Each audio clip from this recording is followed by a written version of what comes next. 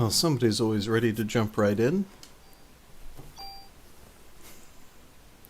Surprise!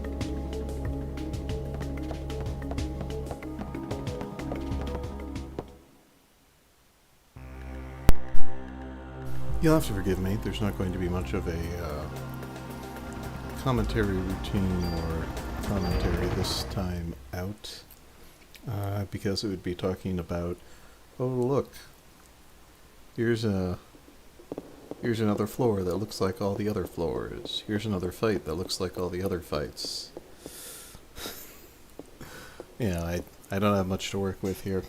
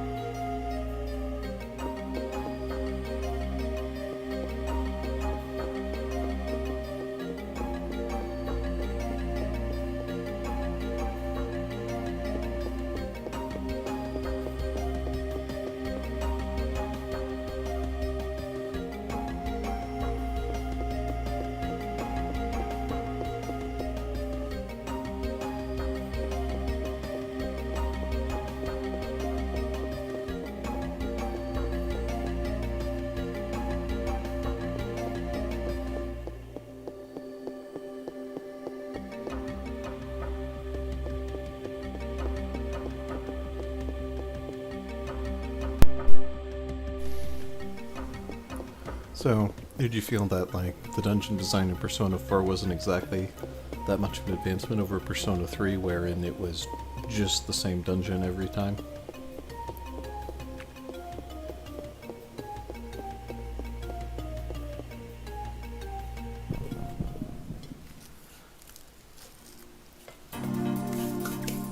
Alright, I should probably avoid grinding anywhere that's going to take me in these corners, because I'm just going to have a bunch of bats. At least get one of them before I get hit by the status.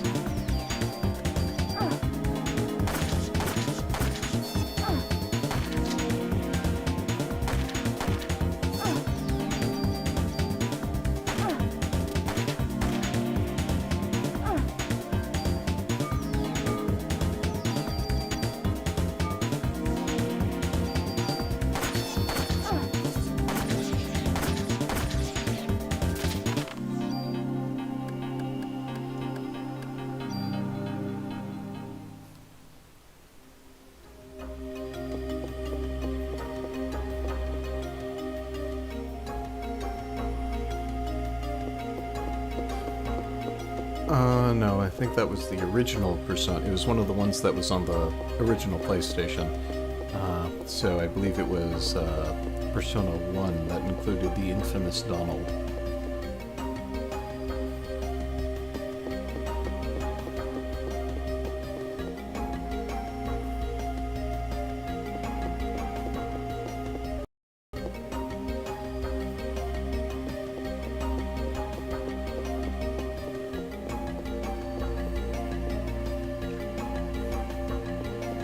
Yeah, like the neck was coming out of like the lower corner, but then his head was on straight. If I remember correctly, he also had a baseball cap.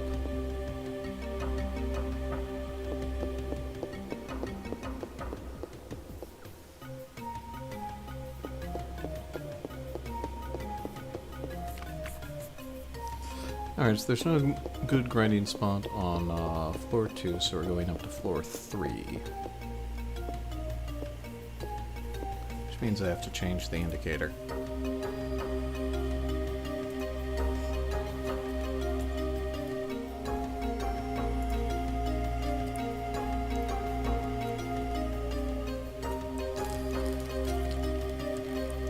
Yep, legend of localization right there.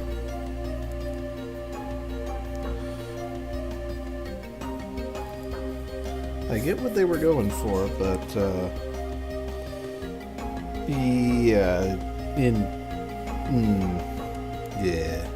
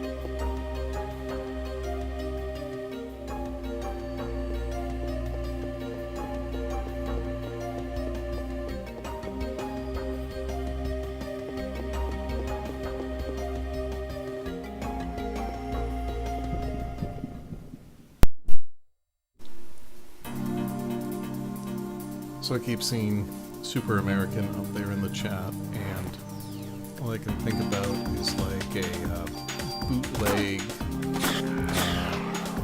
kind of like superhero comic made by somebody who was really confused that Superman and Captain America weren't the same person.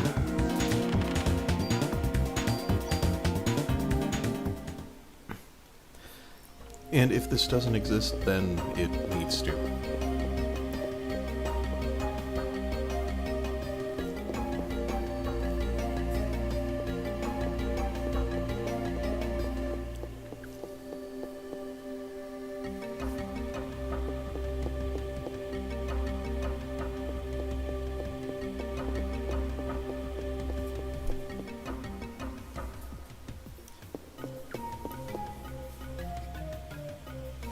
No, I don't believe the three-way and the four-way hallways ever have enemy encounters. I think it's only the corners and the straightaways.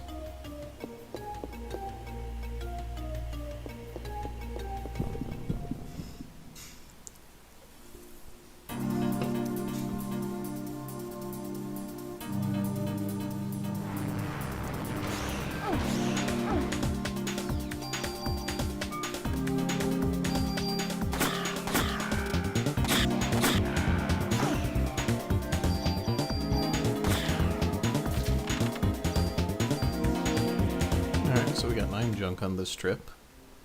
Not bad. Let's see how far we can push it. We can quickly fill the pack.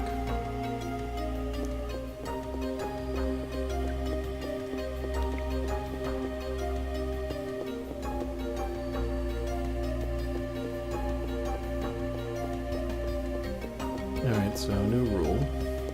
Top floor does not refer to how high I've gone, but how high the highest treasure room I've emptied. So let's go wander for that treasure room, so I don't have to change the indicator again. That would make... oh, okay. There we go.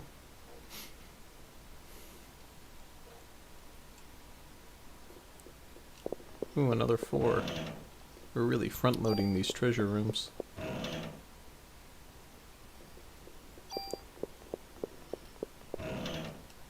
Alright, couple of tools.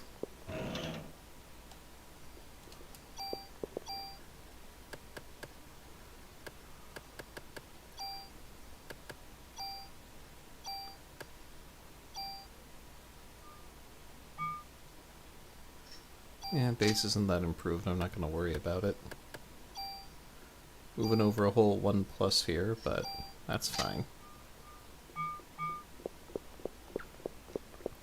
So the items you get are set for each 10 floors, but it's random which floor you're going to find them on. And they are not rolled until you go to the first floor of that block, if I remember correctly.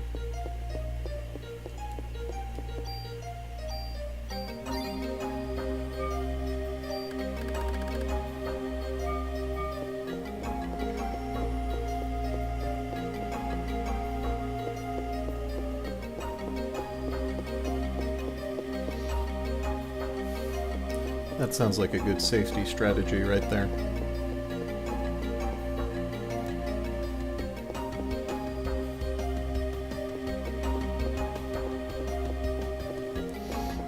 Good luck with the house, incidentally. If it's not, if you're not trying to get out of the neighborhood for a reason, then probably shouldn't be too hard clearing it, noticing that the prices are going back up again. Which means I'm probably going to have to wait for the next bubble burst before I can buy one of my own.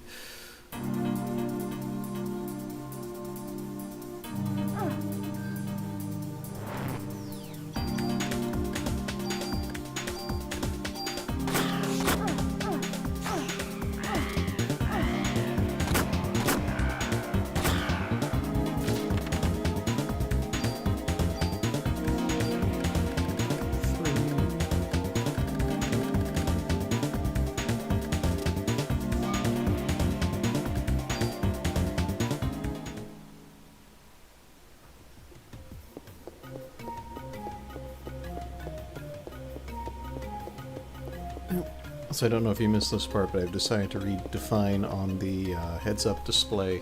The top floor it doesn't refer to the highest floor I've been to, but the highest floor I got the treasure from.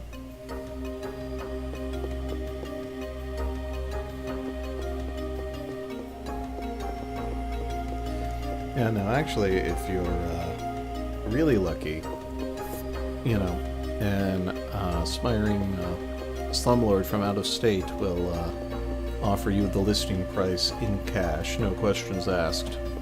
I was actually trying to, a couple of years ago, I was trying to buy a duplex. And I had a really good price on it, didn't really need any work or anything. And so, I said, yeah, I'm going to put in an offer to the homeowner, and well, my realtor and I were over we went over to a restaurant, had a meal celebrating our good fortune. While that was going on, some guy from, New York bought it, called the guy up, he's like, I'll take it sight unseen for list price. And that was that.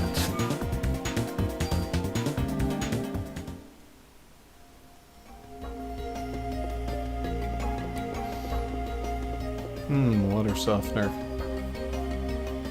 Let's see. They do that with some kind of salt system or something. I'm not 100%. I remember hearing about water softening, but I've never, had to do it, so I'm not quite sure what it, what the need is, how it functions, and so on. Now, usually when I have a problem with my water, it's because of heavy metal poisoning. But man, I don't need to bring that up again. I am happy that that part of my life is over. As I imagine many people would who had metal poisoning.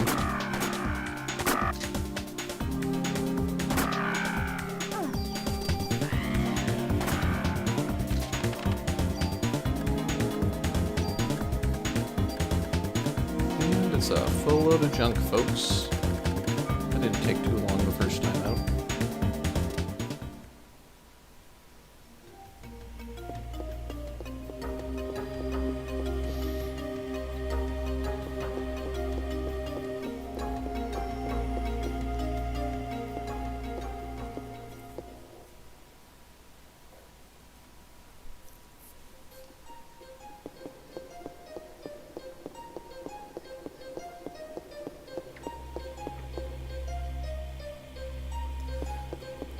So, was it the last place or 2 places ago?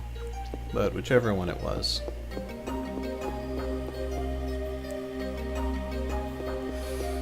Well, 30 and 40, that's pretty hard. And that's also what she said. But...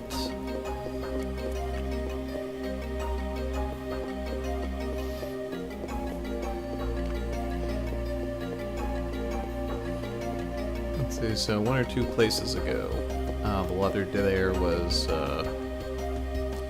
fairly acidic, but we didn't notice right away. The copper piping did, so it wasn't. So the metal poisoning wasn't even from the groundwater itself, but because it was dissolving the pipes, and then we were drinking the copper in the water with everything.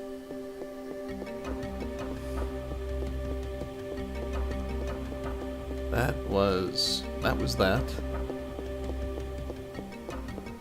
Had a number of obnoxious and straight up dangerous health effects from that, and my goodness, I think the monsters have just departed the 2nd floor entirely at this point.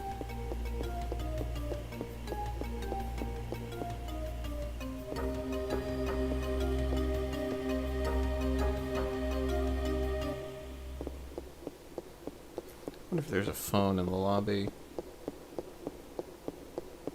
Oh no, that would probably make too much sense.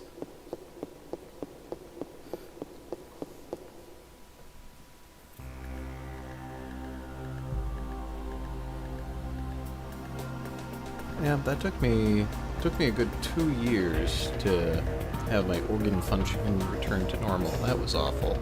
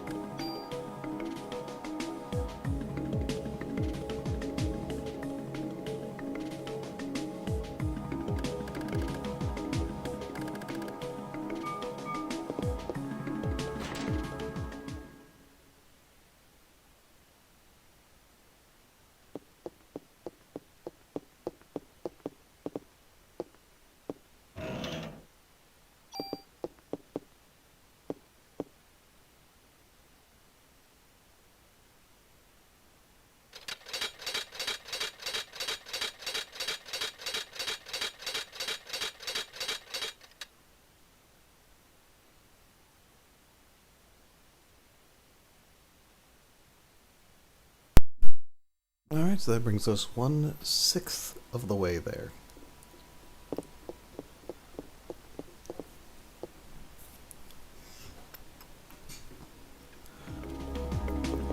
Does that price at least recoup your investment?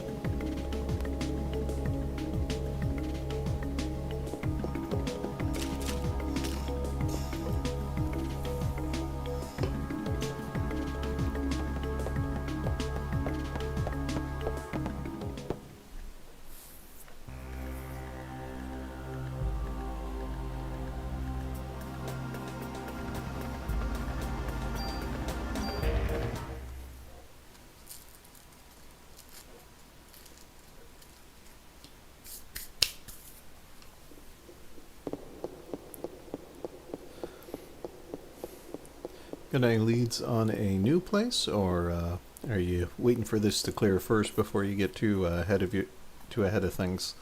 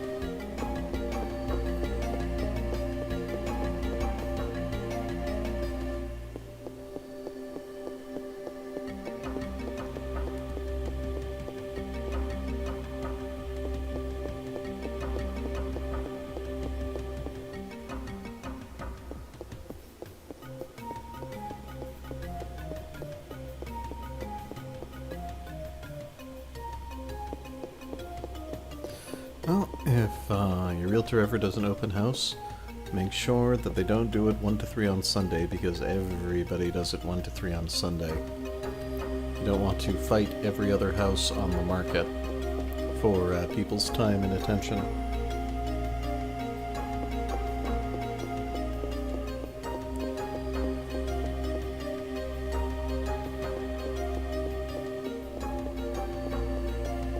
And ideally, what you do is you find out when all of the other places are doing an open house and have yours start when they're like the last hour of everyone else's, and then end 1 hour after theirs end. That way everybody's like, well, I looked at all these houses, oh, this one's still going, I'll go to there next.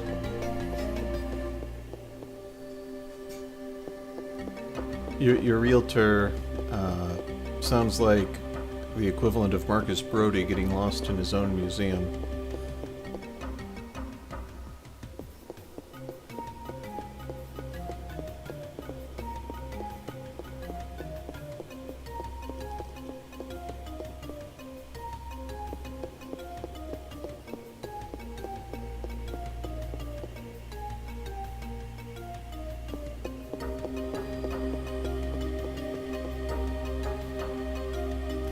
Yep, you can also tell which room's going to be the elevator or the treasure room by whether you hear the disc load something as the screen comes in.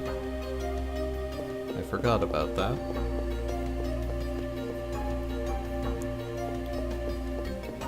So I am not sure what is up with the enemy encounter rate here.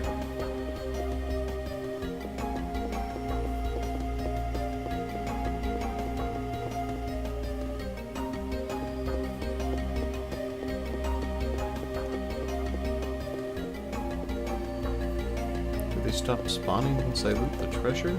Oh no, that wasn't the case for the second floor. I am so sorry that Comcast is the best your region has to offer. My sincerest condolences. Well, I could go up if they don't show up again, but...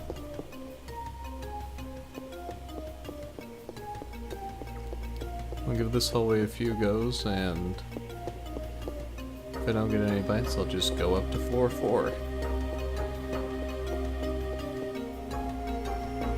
Kind of leery, actually, about, there we go. I'm a little leery about continuing the game, because if I go into the hospital, I'll be stuck there for a while. Okay, 1, 2, 3, 4, 5.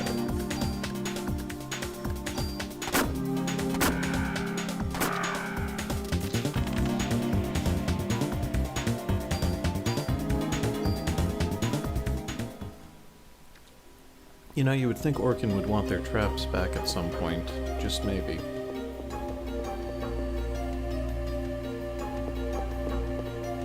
Are you sure you're not selling out of desperation? It sounds like you do need to move.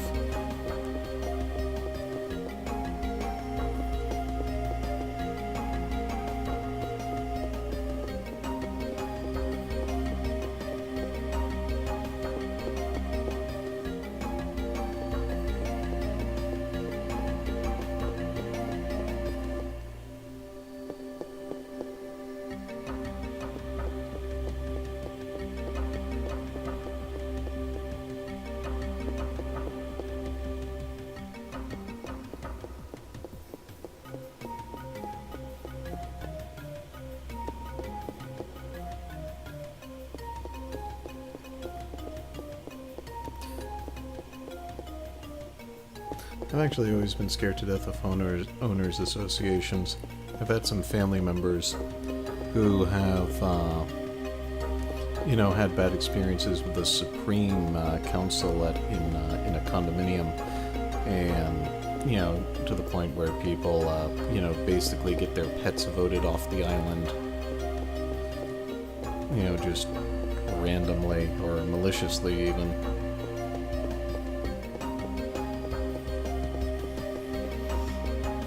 But as the saying goes, all politics is local.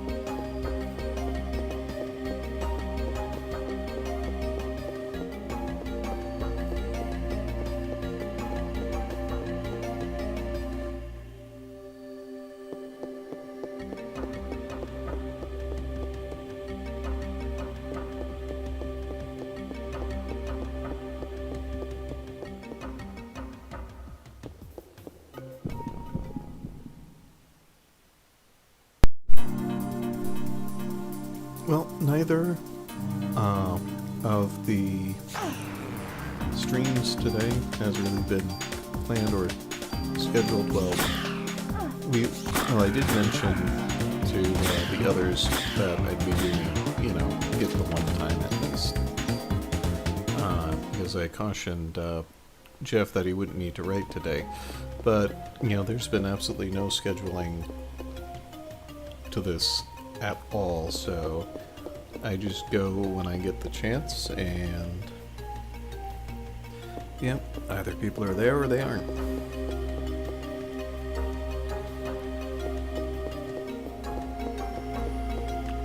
I actually had a better crowd than I expected on the first go-round.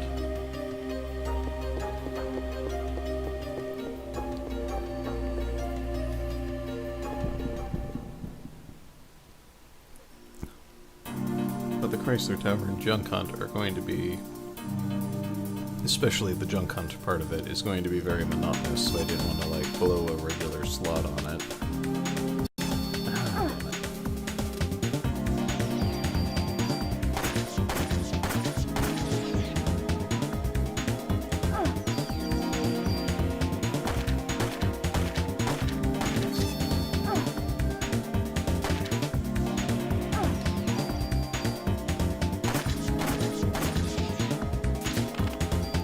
I didn't want that. Nobody wants that.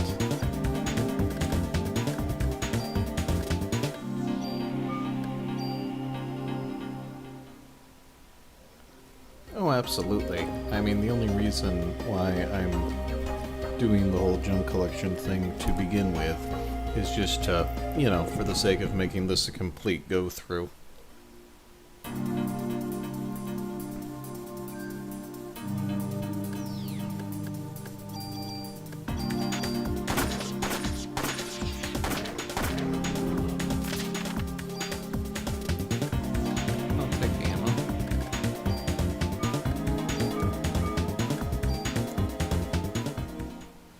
I mean, otherwise I would just, you know, suck it up and go for the treasure room straight up and worry about an ultimate gun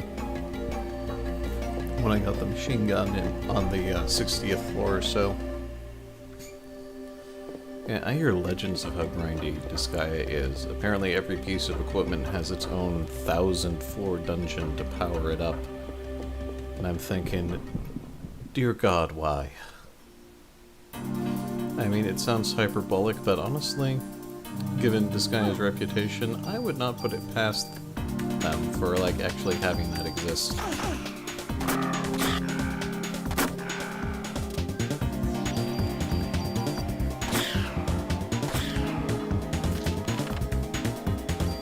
Maniacs.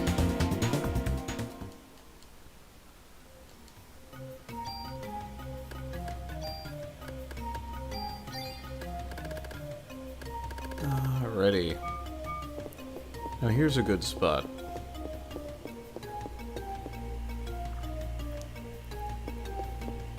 And I'm actually being attacked by things, which is good too.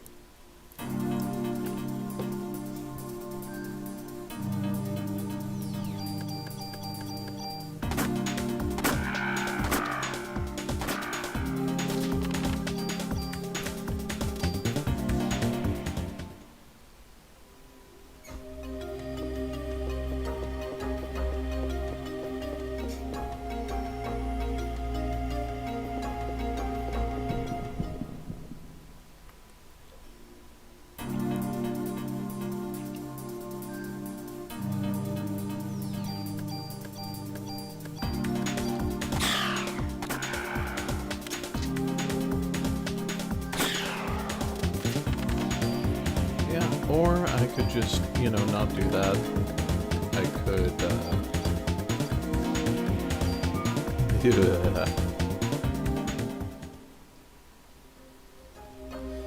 yeah, that's the problem, because, you know, I like the actual mechanics of the battles, but I don't like them that much.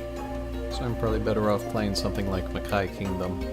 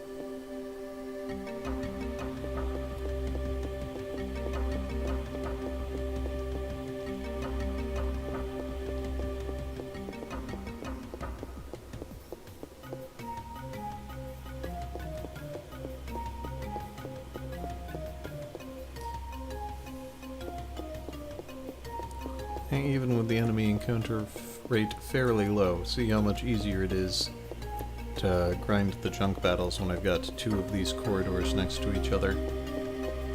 Just walk to the second line, back to the other screen.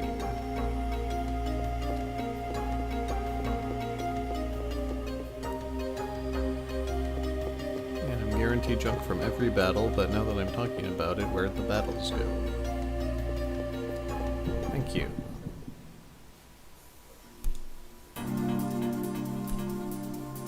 Oh, looks like I'm gonna need one more battle after this one.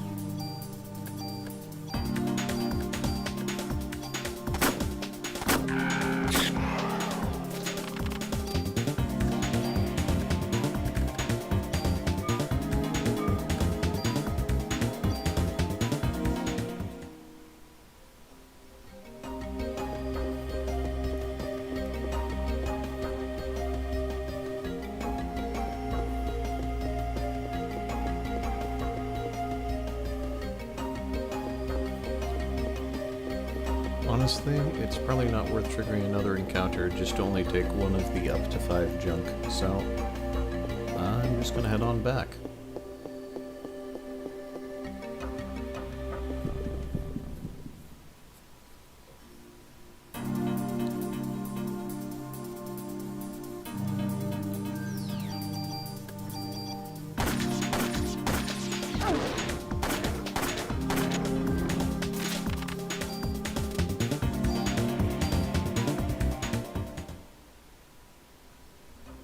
I wonder what that's supposed to be. Marble? Marlboros? Oh, more bats. Yeah, now I get jumped. Oh, no, raptors. Get a little tougher.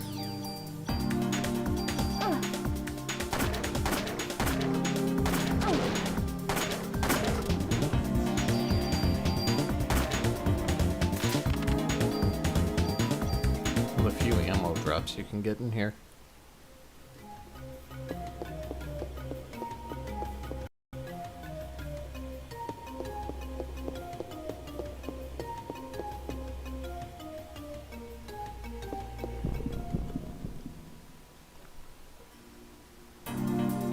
Oh god. And of course, my first strike doesn't work when I need it to.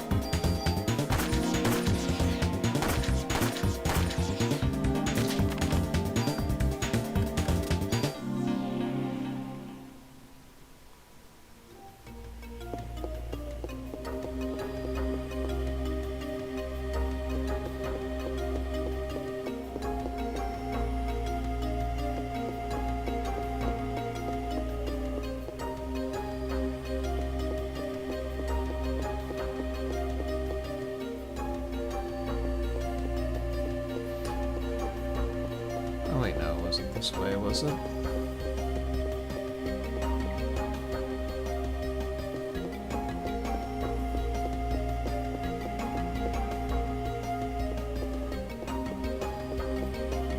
Ah, fooled myself.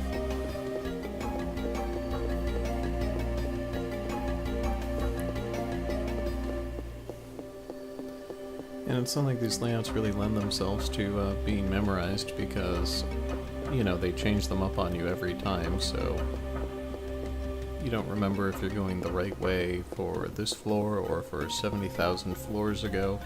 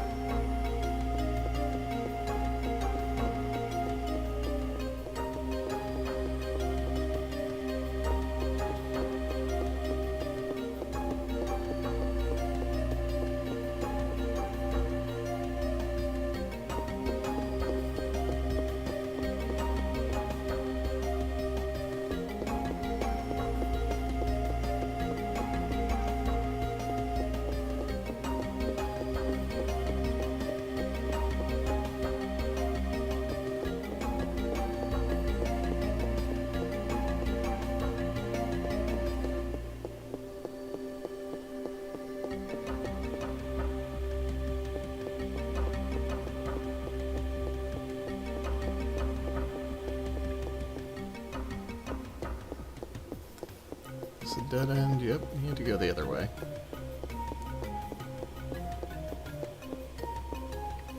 Yep, so I think...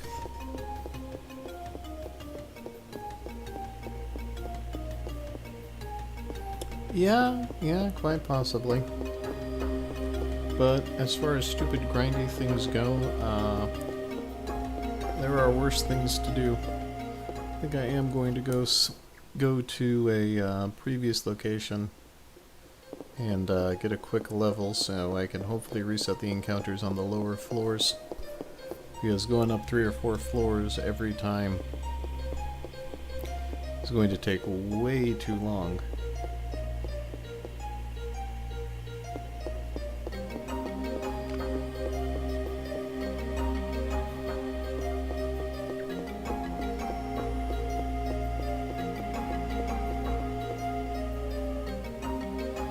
But, you know, actually I wonder if I can take these down, or... Nope. Completely useless without the key.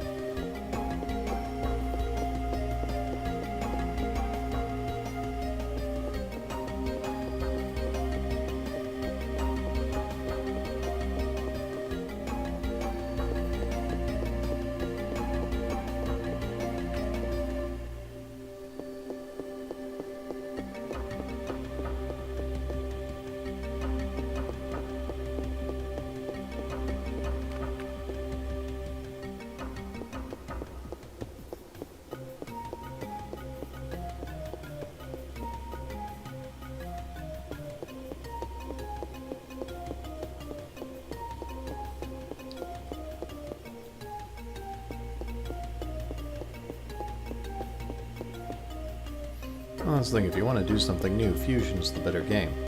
Zero Mission just fits together better. You get a little more freedom. I mean, it's still pretty linear in the sense that there's a lot of items are difficult, if not impossible, to skip. I mean, it's certainly no Super Metroid as far as being able to skip around goes. But,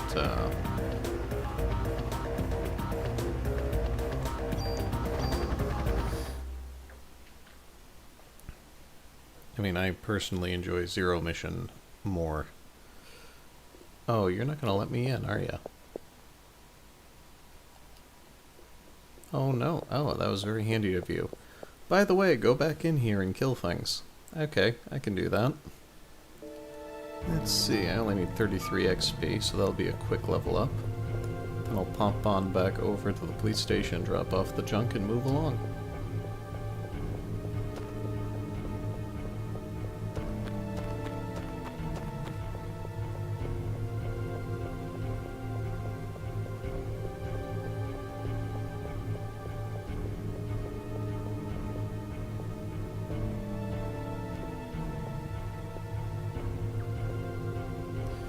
Alright, well if you don't like Metroidvania gameplay, then the best 2 games in the series for you then would have to be Return of Samus and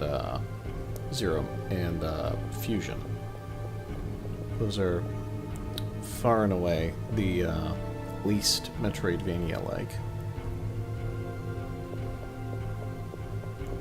I mean, 2 would be especially good for you because you just go to one zone, clear it out, get get whatever items are there, and then move along. I mean, even all of the weapons are in multiple locations in Metroid 2, so you don't even have to go back to switch them out. Because that was before, when you got a weapon, you got to keep it. There, got one more junk anyway. XP. That wasn't much XP. I might have to get into 2 more fights instead of 1.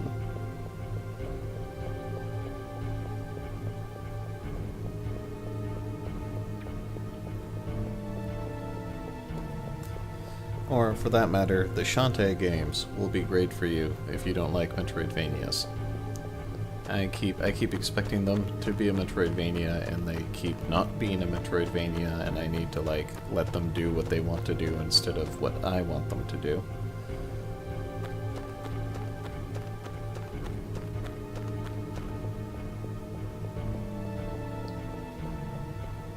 To this day, that is probably 100% true.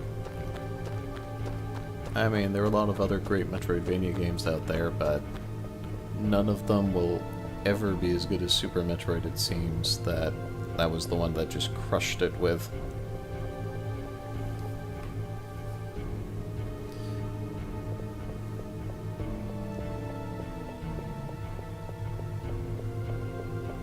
Alright, there is hardly anybody jumping at me here either. I wonder if I am remembering incorrectly the mechanics of random encounters.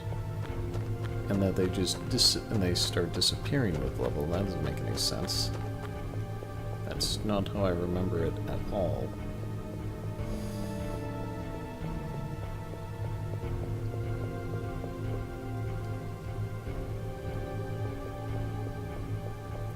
There we go. Someone attacked me.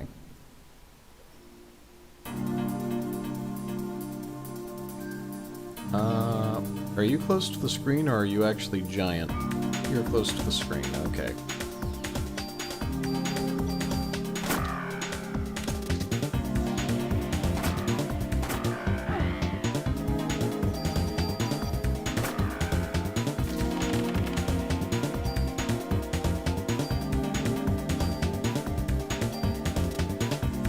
Oh, is this one of the look?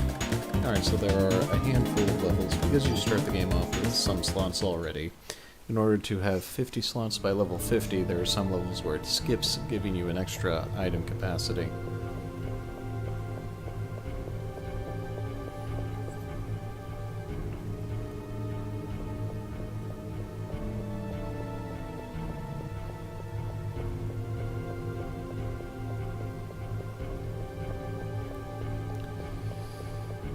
Oh, is that one Time Spinner? Because I've been waiting a while for that one. I don't know if I've been waiting since 2015.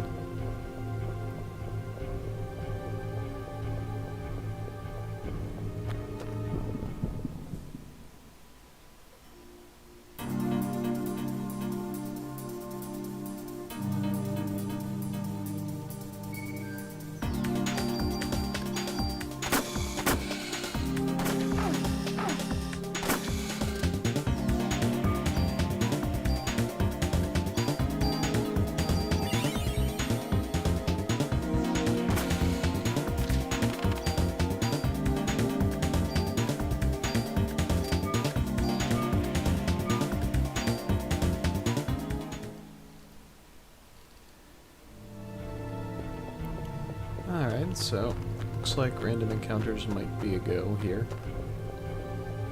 Let's do a quick save though.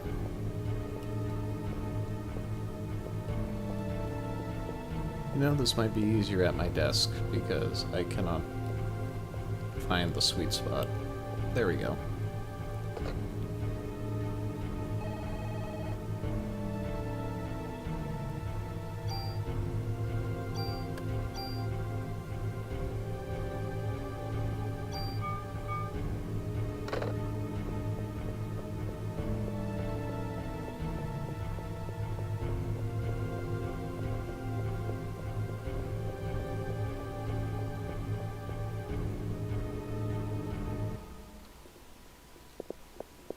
There is one cop in this whole city left alive, and he's right there.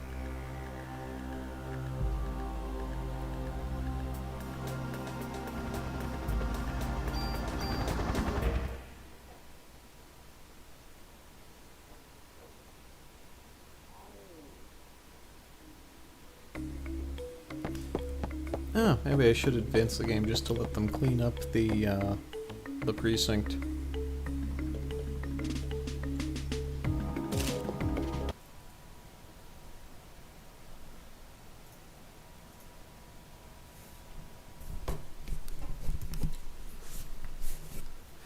Well, at least the sound's faster when you have more of them.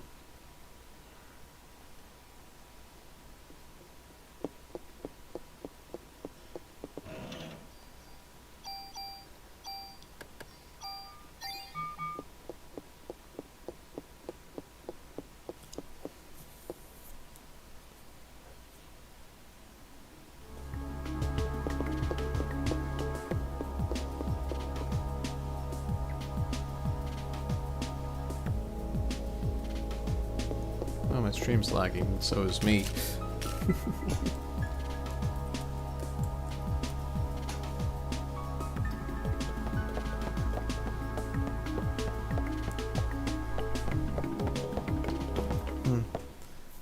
Anyways, I'm actually gonna take a minute here, grab a chunk of food, and get right back into action.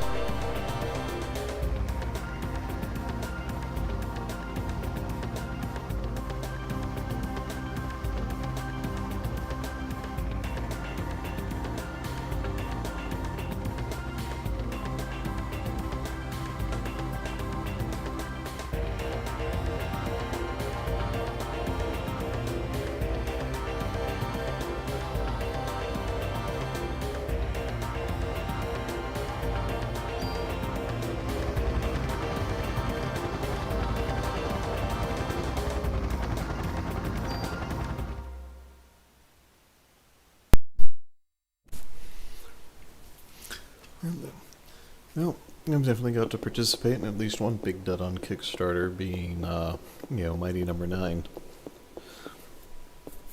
Made me, how the Not Mega Man game turned out has made me exceptionally worried about the Not Castlevania game that's coming, but at least the gameplay and that's solid, judging from the demo. Oh, yes, it did reset my encounters. Okay, this isn't going to be so bad.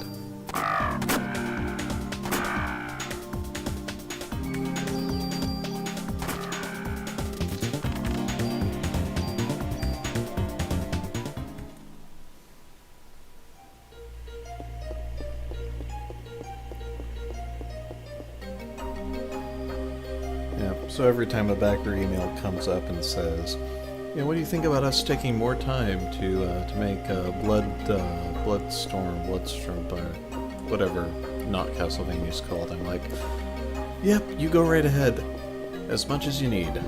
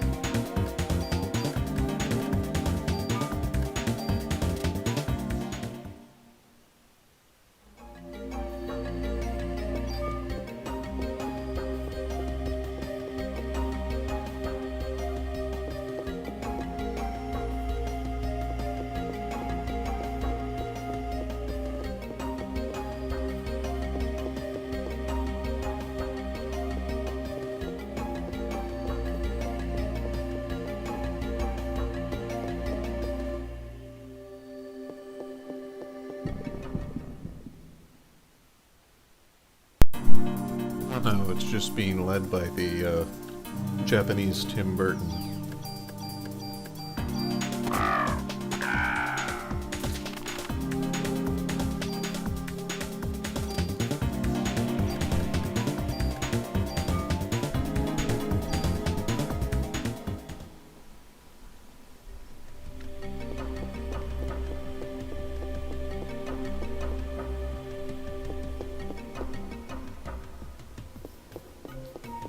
Oh yeah, look at these monsters come. This is great.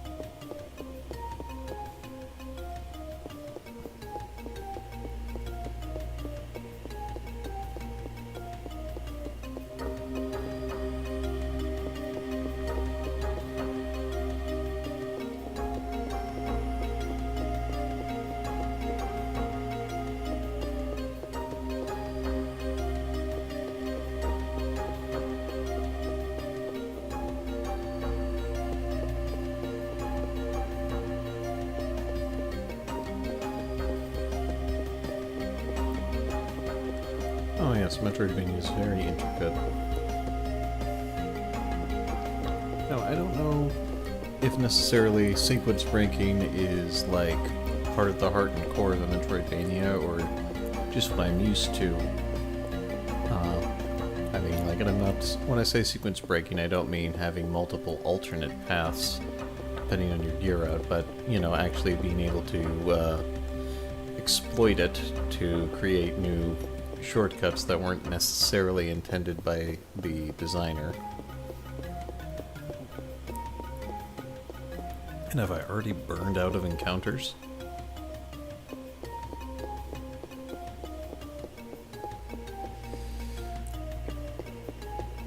But yeah, I mean, like, the way you make an intricate Metroidvania comes from, like, one of my complaints of another disappointing Kickstarter, which was the Shantae Half Genie Hero Kickstarter.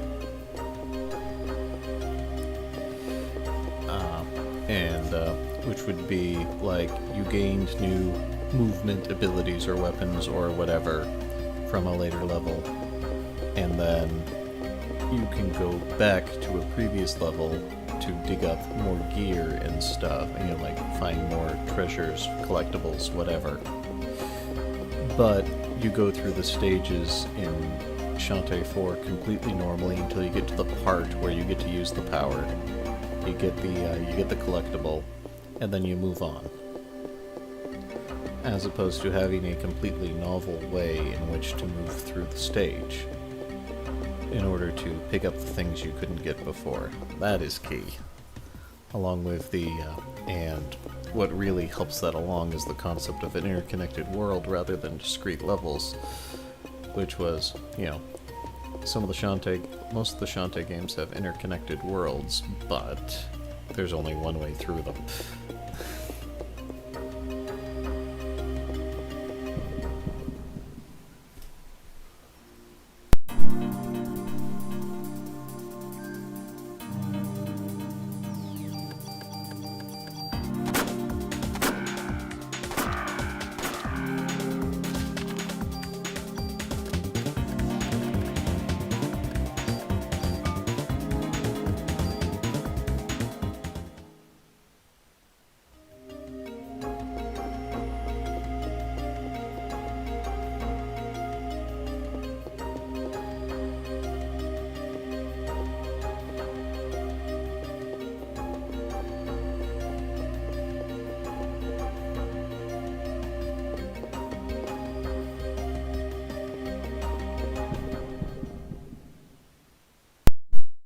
Another thing I kickstarted way back when was a Cosmic Star Heroine, and that has also come out, and I have not played it for even 1 second yet. I'm gonna have to work that in sometime.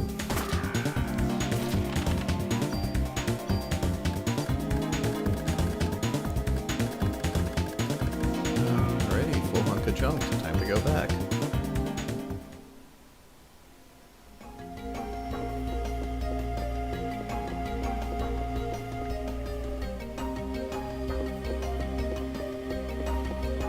Other than that, I'm still waiting for Time Spinner, I'm still waiting for Bloodstained. I think there might be another one I'm still waiting for, but I don't remember off the top of my head.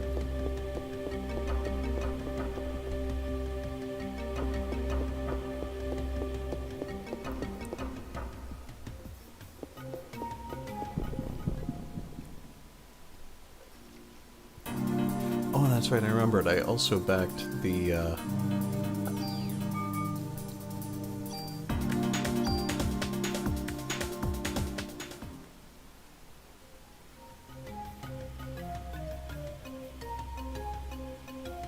also backed Orion Trail, and that came out ahead of schedule, if I remember. But Orion's Trail was fantastic. It's, as it sounds, just Oregon Trail, but in space, with a lot more self-awareness that the fact that it was always going to be funny.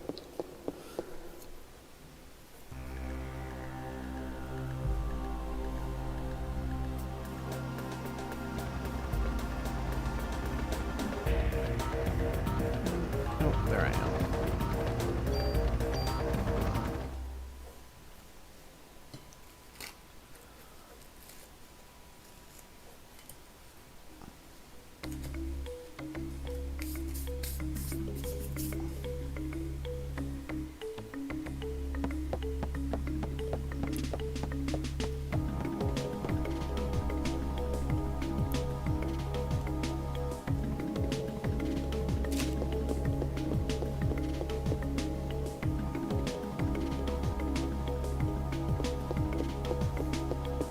Yep. So one of the ideas we've actually been spitballing for a prospective future stream is to basically do Oregon Trail, but, you know, regularly poll the people in the chat to help drive the decision making. And another 19.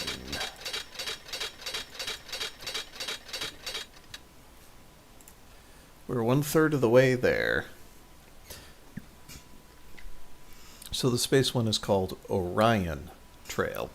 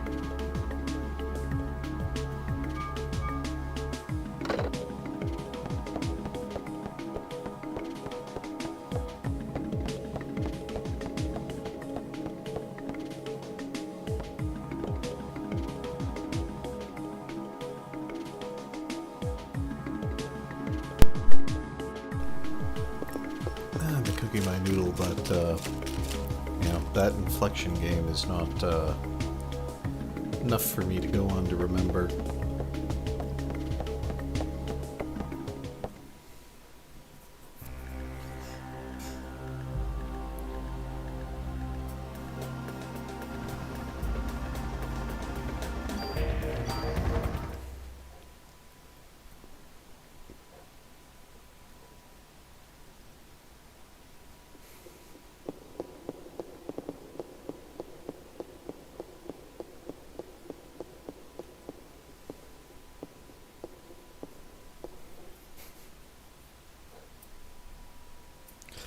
I remember there was also an Oregon Trail takeoff that was about a bunch of like Silicon Valley tech bros traveling back to to like San Francisco from Burning Man.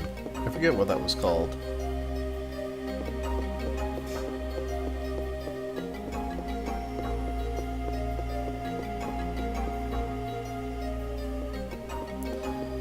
Yep. So I think we might be talking about the same game now. I think I finally got there.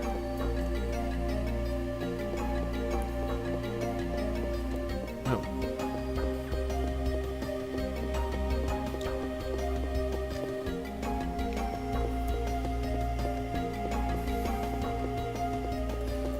I never did quite get the hang of using throwing cans to distract bandits.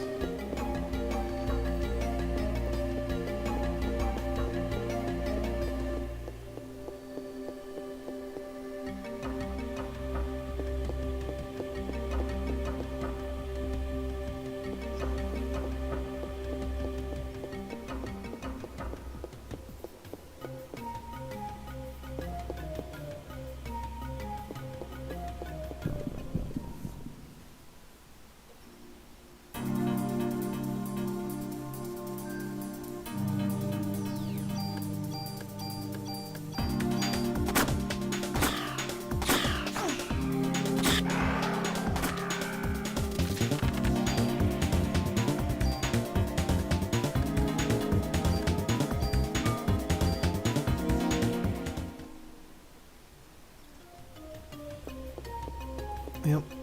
Steam does all my thinking for me. Every once in a great while, Good Old Games comes through as well.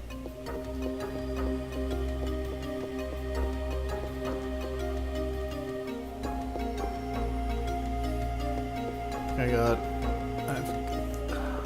at least 100 games on my Steam, and like at least a third of them I have no interest in playing. They just came in bundles with other games I did want that were a good deal for the games that I actually wanted to buy.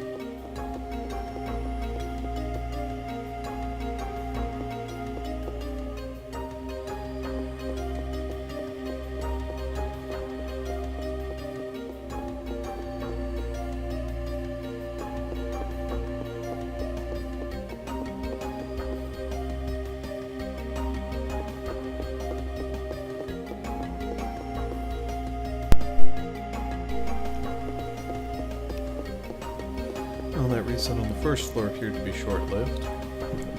I say that and then I get attacked.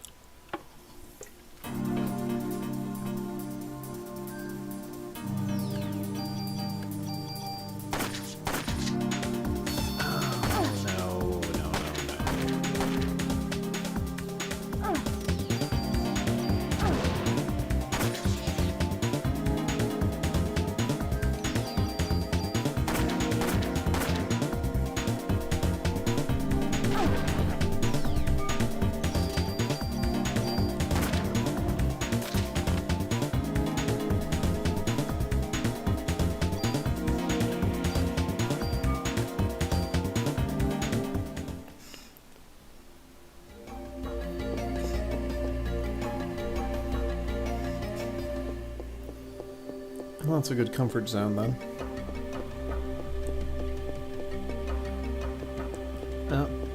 I once made the mistake of backing something with no cred.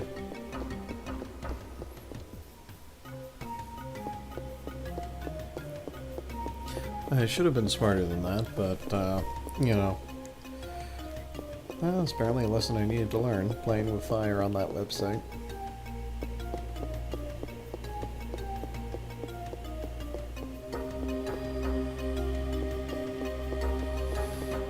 Nope, not yet.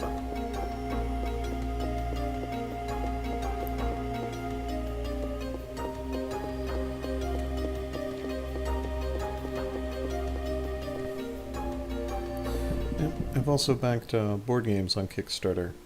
I backed the Mega Man and the Ghostbusters board games. Both of them turned out really good, but the Mega Man game somehow takes all day to play as designed.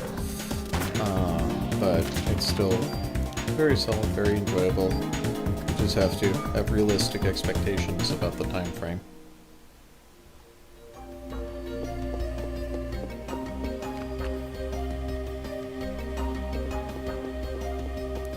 Get attacked everywhere but the straightaways. Come on, guys. Alright, well, those are the stairs, though. Yeah, board games have really come into their own this past, 10, 15 years, and I really wish that happened when I was much younger, too, because that would be so much more rewarding than Monopoly and life.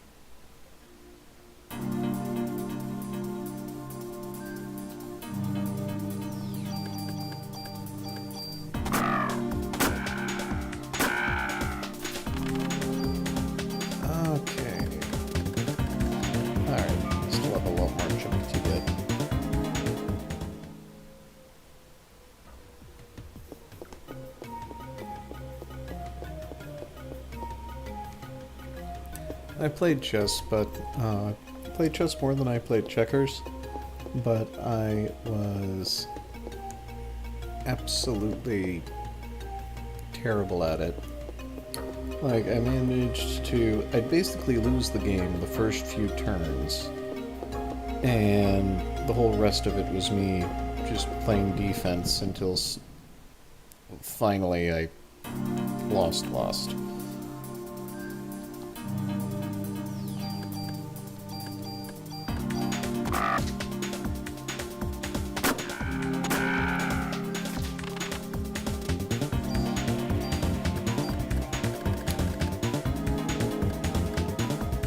Eventually got a decent strategy figured out for Monopoly.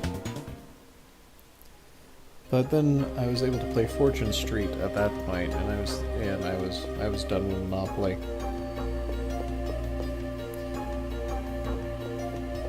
That being said, it's just impossible to play Monopoly 2-player, though.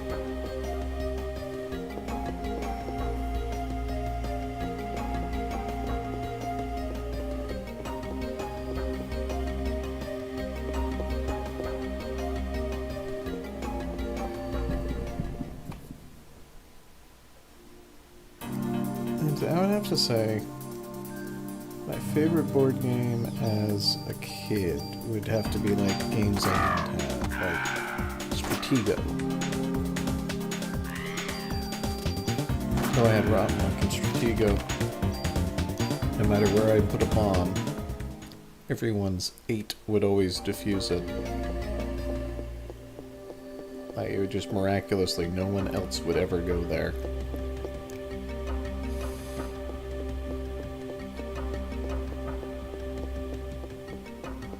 I also really liked the Grape Escape, which was pointless, but I liked making the figures out of clay and then having them go through the death traps. I mean, basically, if you take away the death traps from Grape Escape, it's part cheesy. I mean, you can't get to, because there's no point in going around the board anymore except to get to the end.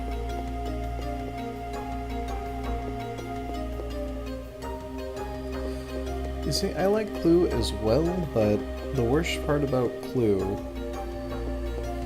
is the board. Like, you spend so much time wandering in the hallway between rooms because, based on the whims of dice, and it just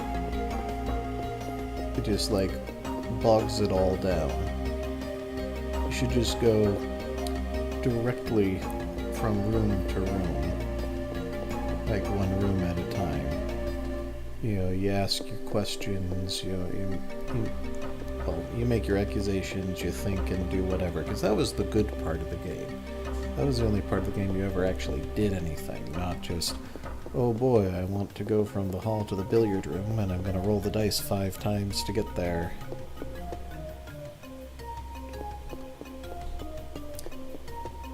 Yeah, I have an unusual achievement unlocked for Candyland because I stacked the deck the last time I played it.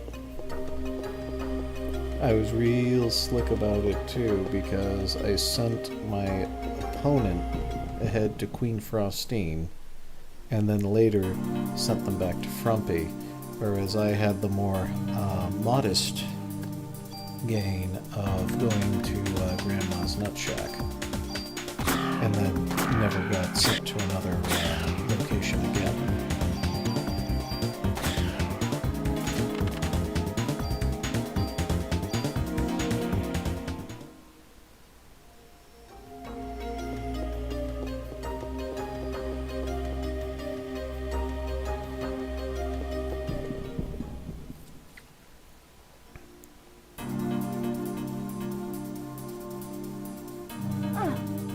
Alright, take out that bat, take out the bat, take out the bat.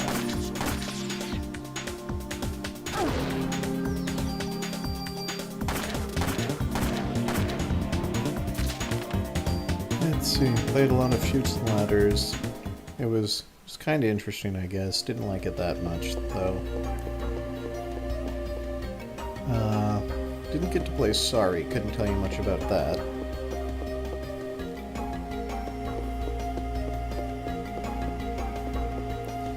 I had a lot more fun playing card games, like playing Asshole or playing Euchre, Frustration, Spades, whatever it is. Oh no, I'm going to miss out on a bunch of junk, aren't I? Actually, let's be smart. If I run away, maybe this encounter won't count toward making the enemies just disappear. Oh, you didn't put me where I could walk through the spot. Alright, guess I have to attack you no matter what. Ooh, now here's a strategy. I can reset the encounter if I don't get 5 birds. Oh, that's gonna help me out next time I come in.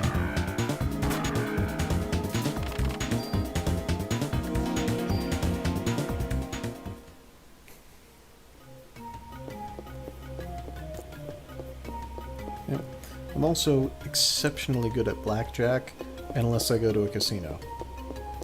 Then I lose, and lose fast.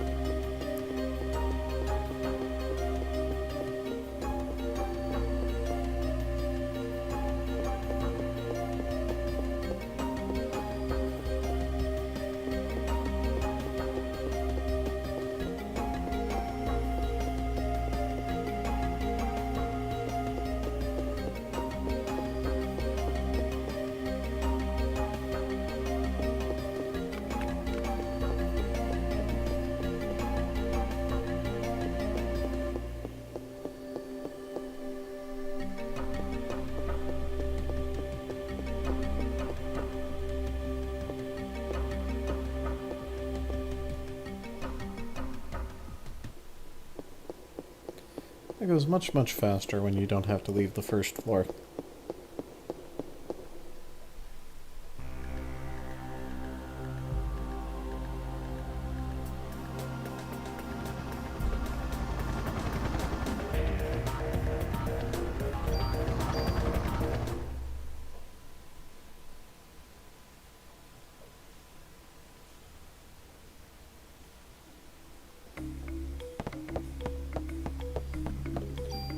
Let's see. Yep, double checking my numbers. Still 19.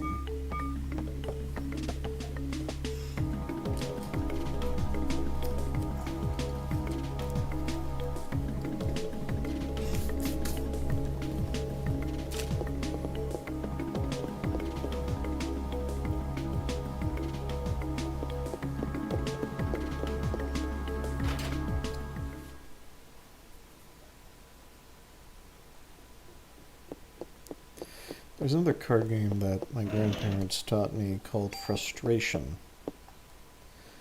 And if you ever played Phase 10, that seems like it's just some kind of commercialized version of it.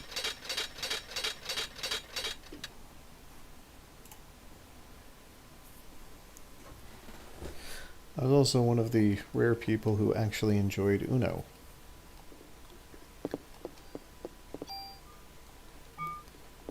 My dad also taught me cribbage, but he was too good at it. It was never fun to play with him.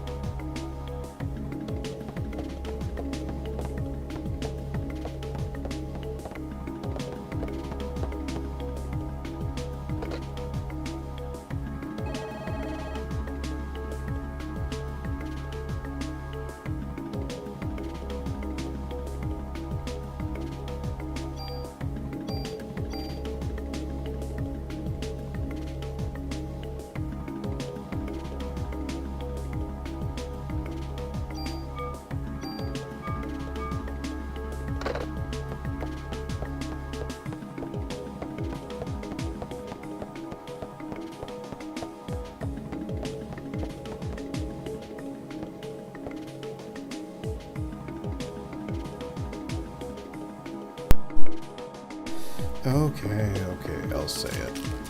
So your dad loved to beat you, huh?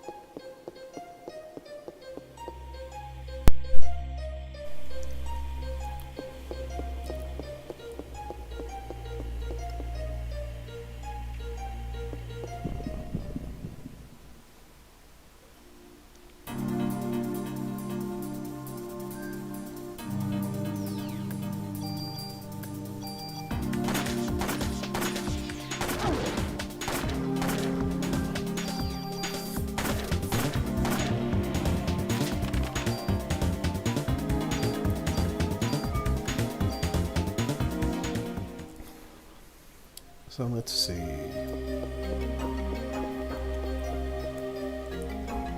used to play a lot of Guess Who with my cousins. They had that one. But it seemed unusually subjective, at least when they played it. Though at one point my sister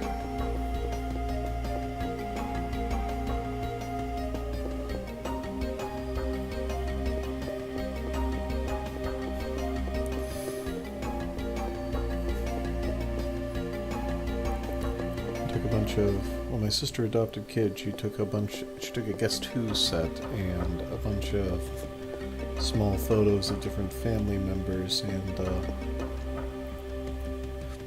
replaced the regular people with them so the kids could learn who everybody was. Totally did not work.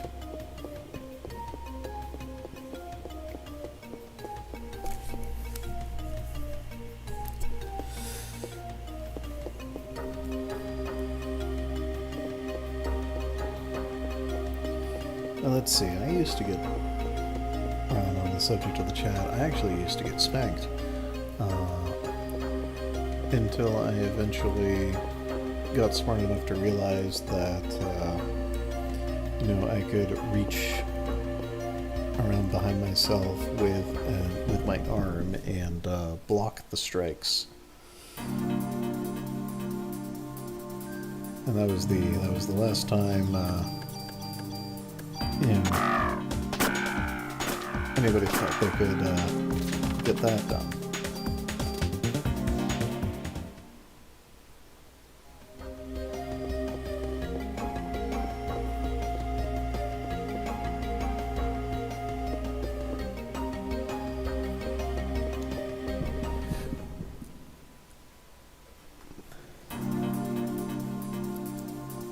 Okay, let's try it.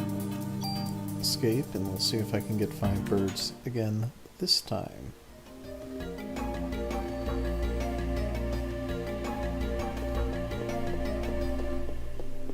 What? No, I got nothing instead. That sucked. I used to play a lot of Battleship.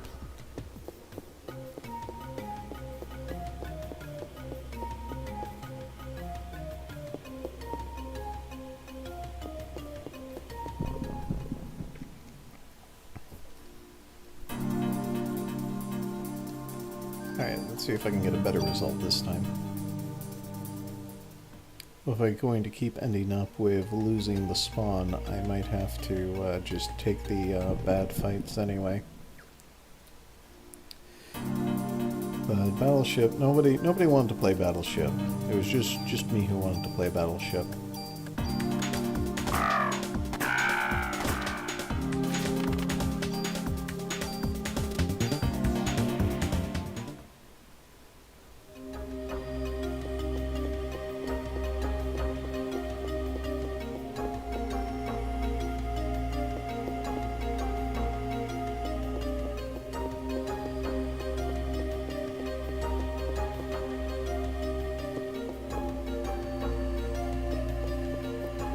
And I think it's mostly my own fault that nobody wanted to play me in Battleship. Yeah, Risk was another game my dad wanted to play all the time. He also had Axis and Allies, and if you thought Risk was long, oh boy.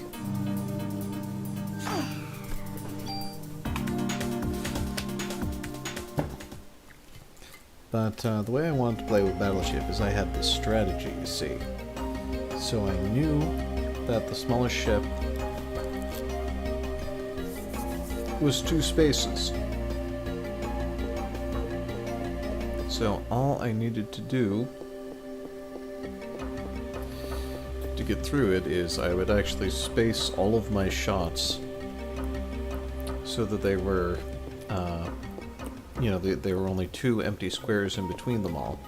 And I figured that, well, I'll eventually hit every ship except the destroyer. And if I happen to hit the destroyer as I'm going, perfectly fine. And if I knock everything out and I still haven't found the destroyer, then I start filling in the 2 gaps. It was the first time I ever came up with a strategy for a board game. I felt I was really proud of it.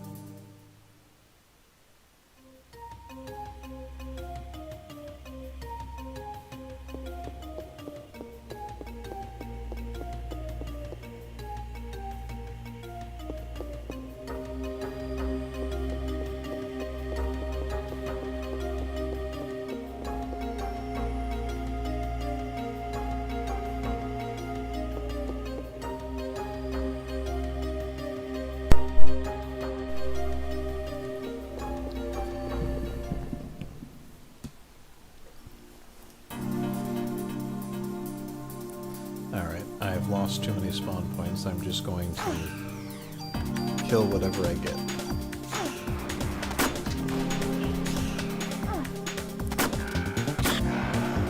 Yeah, I mean, I'd always intend to do that. I mean, at least in Monopoly, I would, you know, some people would, like, never buy Baltic and Mediterranean Avenue. Like, they would refuse to buy it no matter how many times they landed on there. And meanwhile, I'd be like, well, look how many times they're landing on there. I mean, this is a small investment to be making money off it all the time.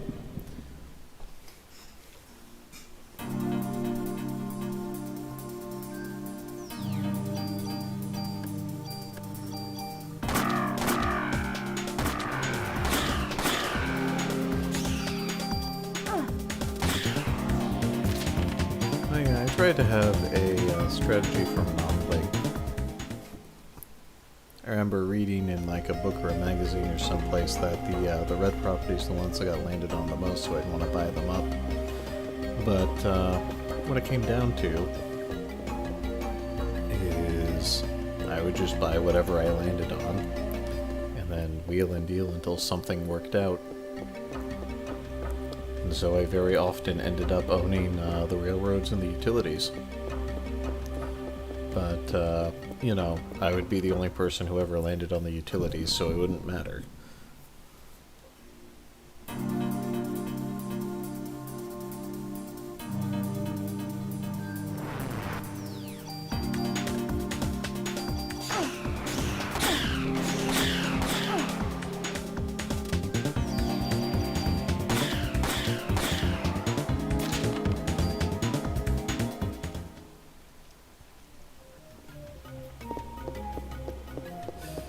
Yeah, I really wanted to.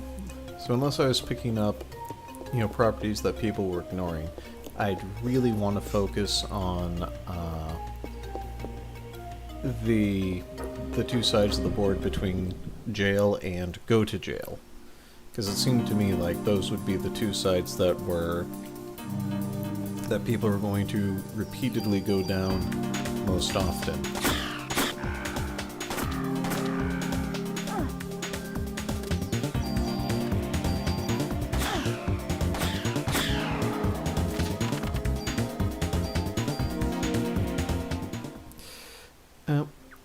Did you ever play by house rules for free parking?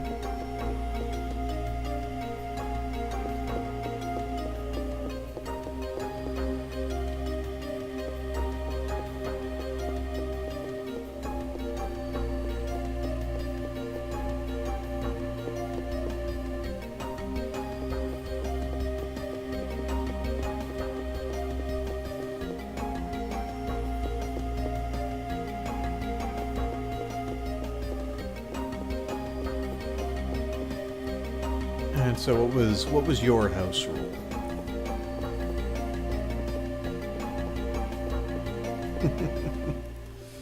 Because we had like this very, very specific thing. So we'd put in one of the 500s would be there to kickstart the fund, so to speak. And whenever somebody would land on free parking, we'd start a new fund with 500. But every time you spent money in the game and it did not go to another player, and it wasn't to buy a house, hotel, or property, or paying to unmortgage something, so like anything you'd get from the community chest or chance cards that you'd have to pay the bank, or say, you know, like income tax, or whatever, you know, paying to get out of jail, all of that went into the pot.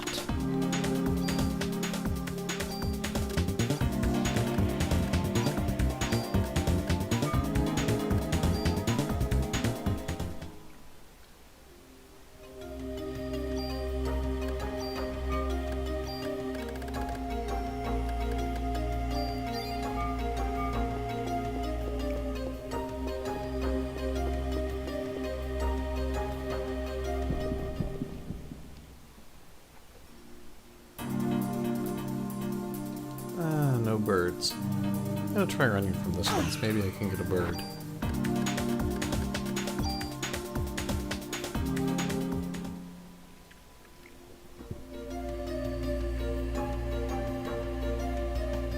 Yep. can't even move out of that position. It just triggers immediately. There we go.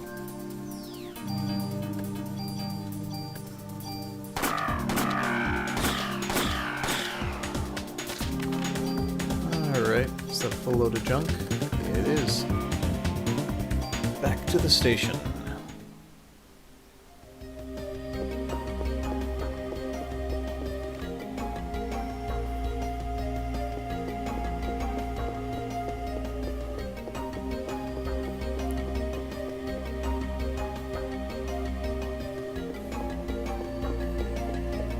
Whoops.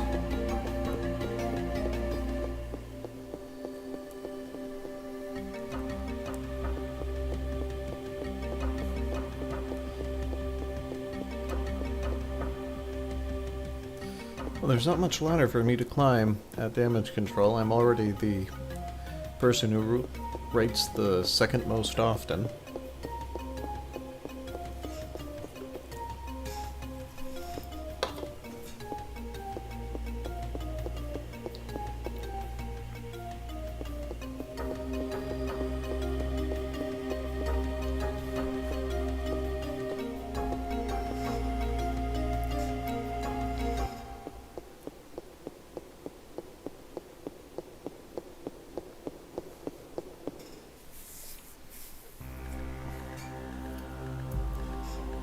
Oh man, now nobody's at 3 now. It's gonna be weird.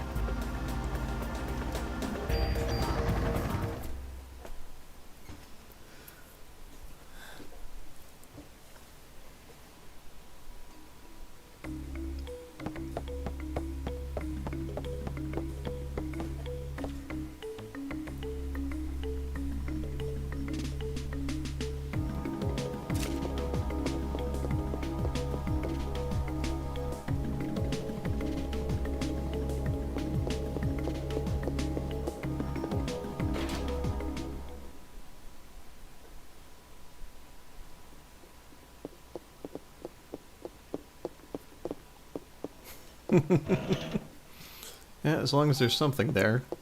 You know, it's good for structural integrity. Don't want the whole standings to collapse.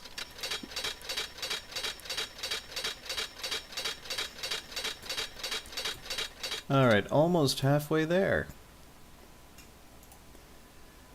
Yay! So... if we keep doing it at 19 a pop, it's going to take another 9 trips to get there.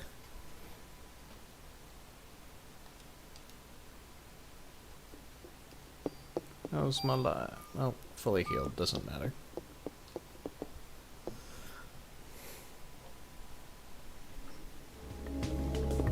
As far as stupid grindfests goes, this is not the worst I've ever done. That being said, I think I'm actually going to, I'm not going to play the game too much, but I think I'll do the basement zone in the hospital. That way, you know, like they say in the Oregon Trail, if you keep hunting in the same area, game will grow sparse.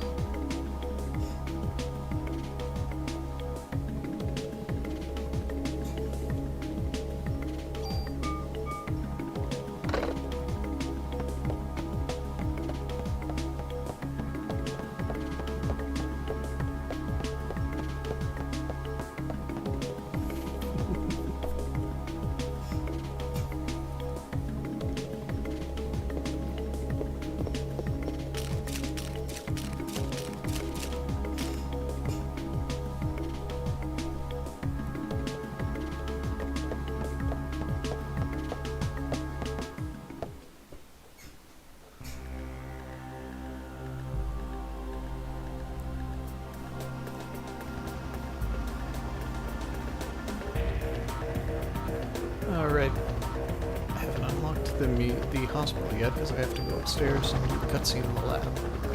Alright, we'll just power through that.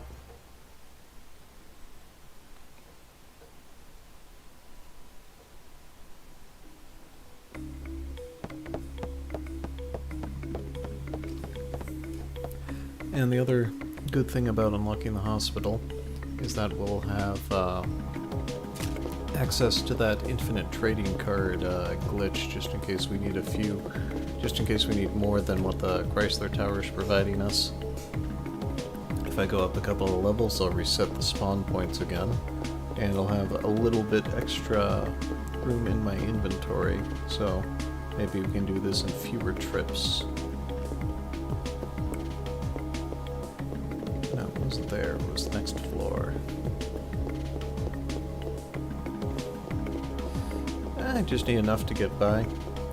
I think the trading cards in the trading cards that are in the tower will be all I need if I never switch guns ever.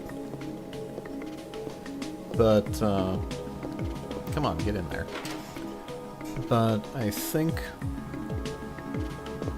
I might want to upgrade my equipment more than once as I'm going up the tower, instead of just waiting out for floors 60 through 70 to get literally the best one. So I might have a hard time fighting bosses without improving my stats at all. That is to say, the Chrysler Tower bosses.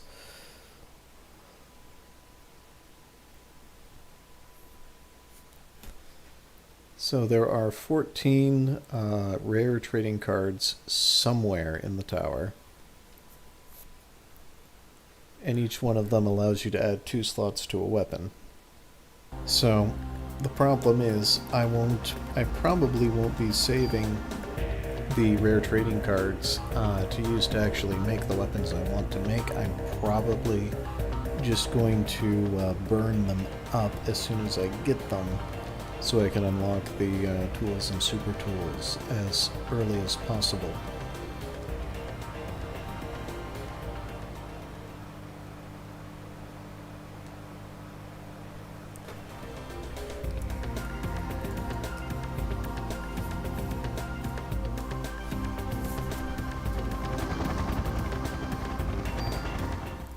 Oh well, TLDR. The trading cards that are in the Chrysler Tower are all rare trading cards. They give you 2 slots for the price of 1. But using a bunch of those unlocks the toolbox and the super toolbox, which give you infinite tools and infinite super tools. Meaning that if I find a rare trading card, I'm going to immediately blow it, probably on a piece of equipment I didn't need to add slots to.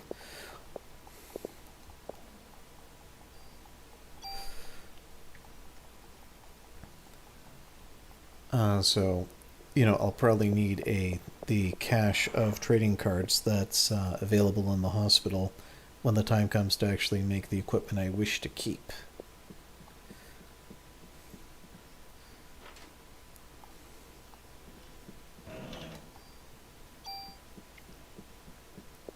There, that's like a much better explanation than the rambling I was doing before. So in order to unlock it, I have to complete the basement section of the hospital, because the room with the infinite trading card glitch is up that way, and that's locked until I finish the basement.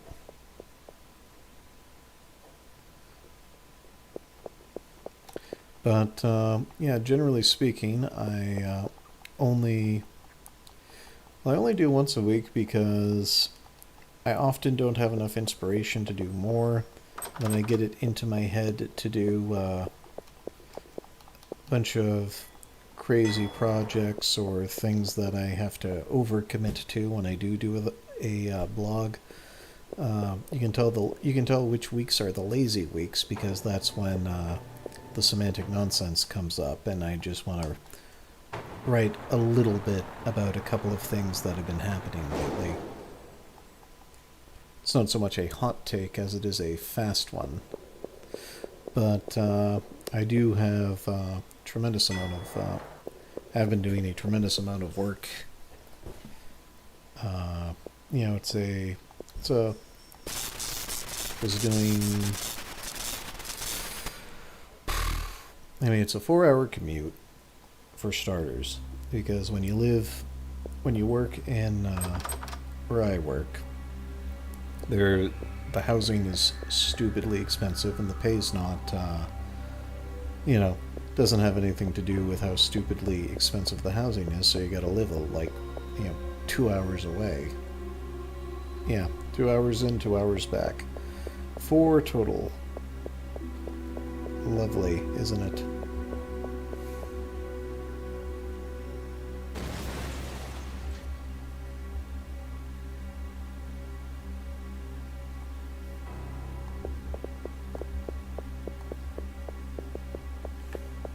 Yeah, you got a pretty good location, even though your water's a little hard.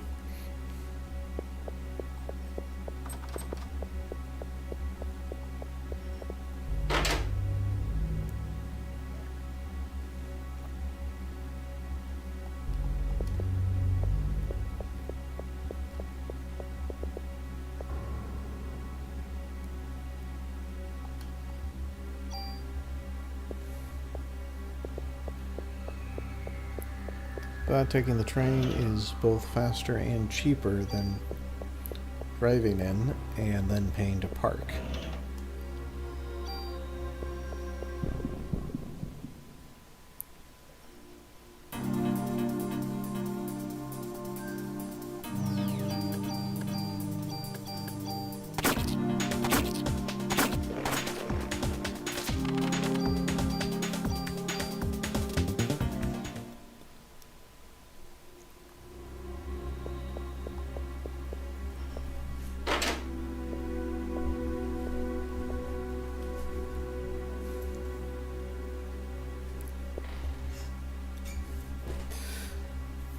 Well, it just happens to work out. It goes down I work walking, so the work was walking distance from Union Station. So, and the Amtrak line goes right down there. And they do passenger service all throughout the Amtrak line, at least in Maryland.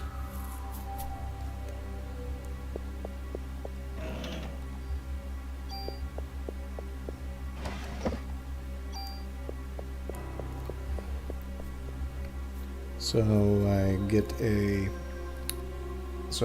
every month a monthly pass runs about... I've paid it enough times, I should know it by heart now. It's $270 for my stop.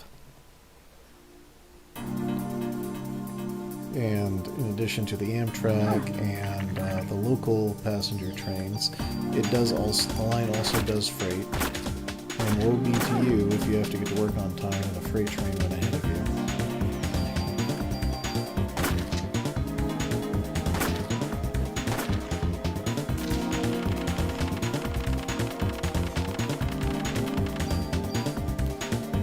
Yeah, Virginia seems to try to be low maintenance, I've noticed.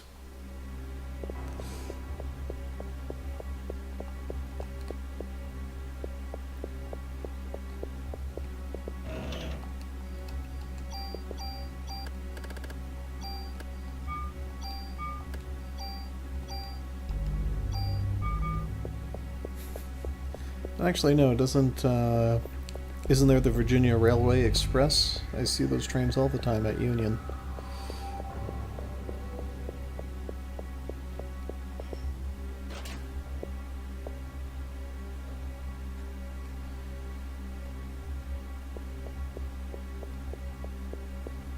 Alright.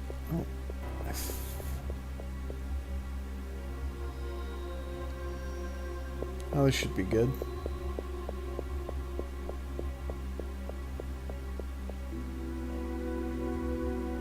Yeah, go ahead, lay it on me.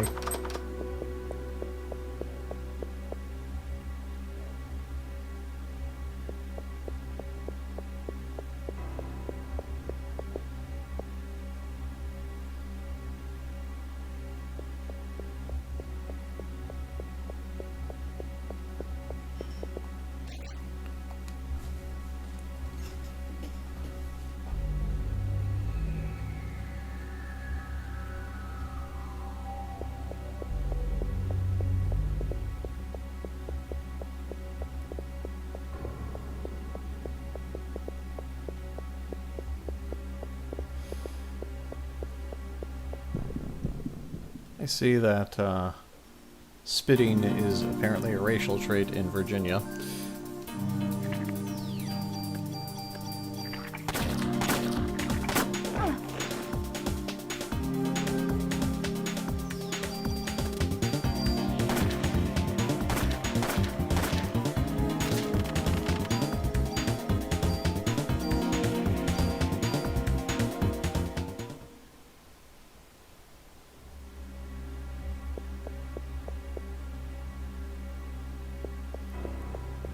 Oh my god, really? Do people mean that the way it sounds to me?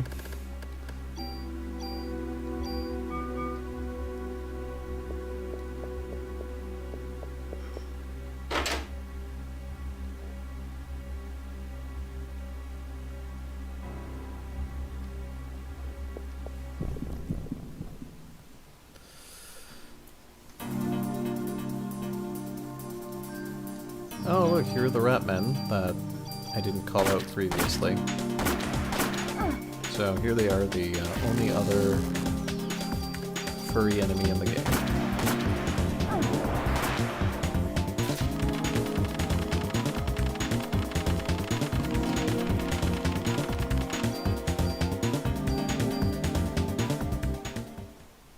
Yeah, I bet you'd catch hell in many places for that.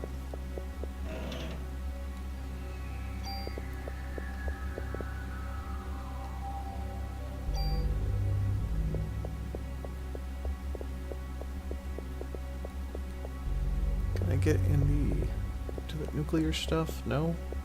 Why not?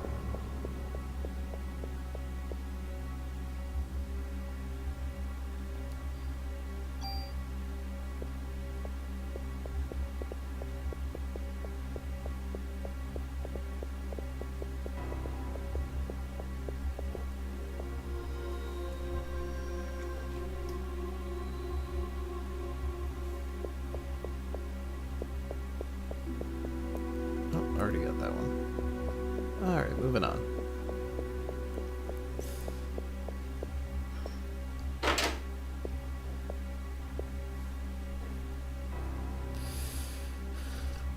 Virginia, Virginia, Virginia. Oh, didn't want that room.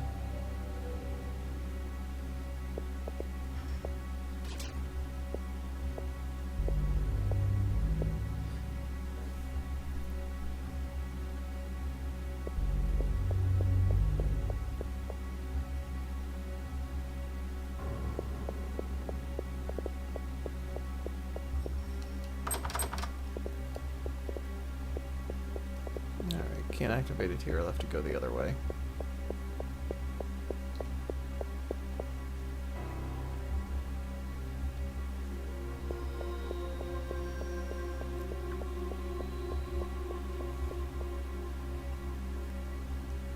What, secretaries aren't allowed to have coffee?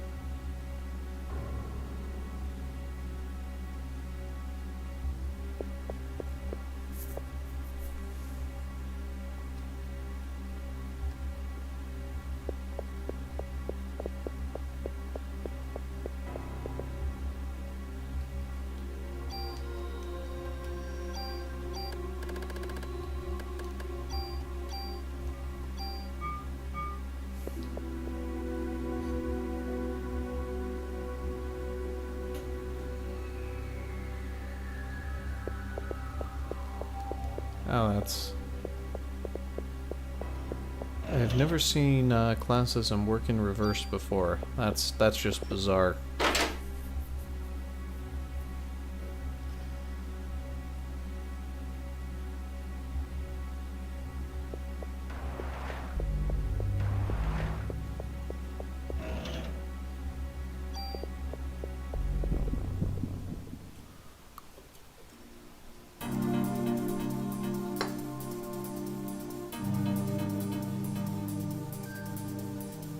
Alright, so you want to know another terrible achievement? So this guy keeps making those orbs and launches them around the room. Now, if you kill 97 of the orbs and then defeat the guy, you'll get a tool. And since we're getting an infinite number of those anyway, we're not going to worry about it. That being said, you only get it once. Like, ever. Like, even in you do a new game plus, you still don't get another one.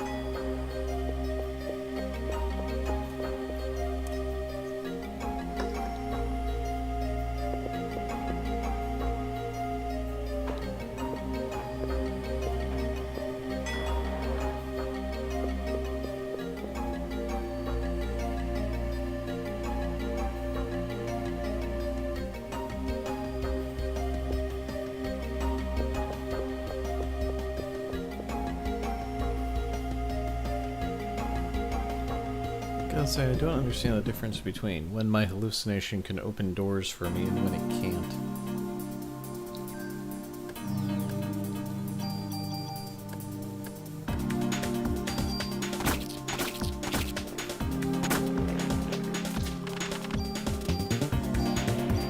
Oh, another good thing about coming out this way was picking up some ammo.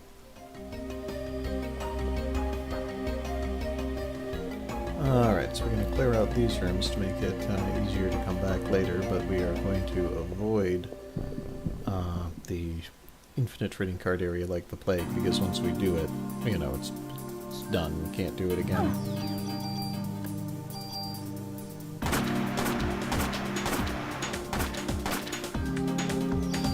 And my active time is charging up faster than I can shoot at this point.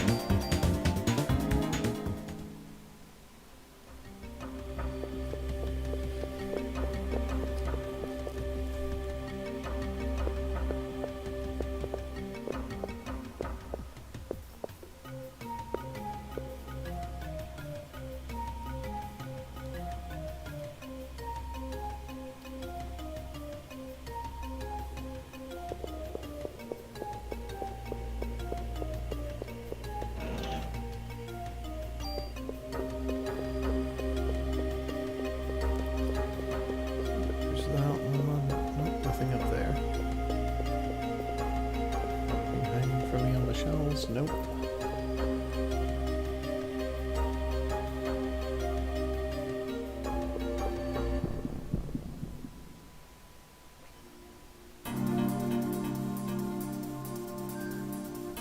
That's right. Cluster right up. And then one of them moved out of the way, because of course it did.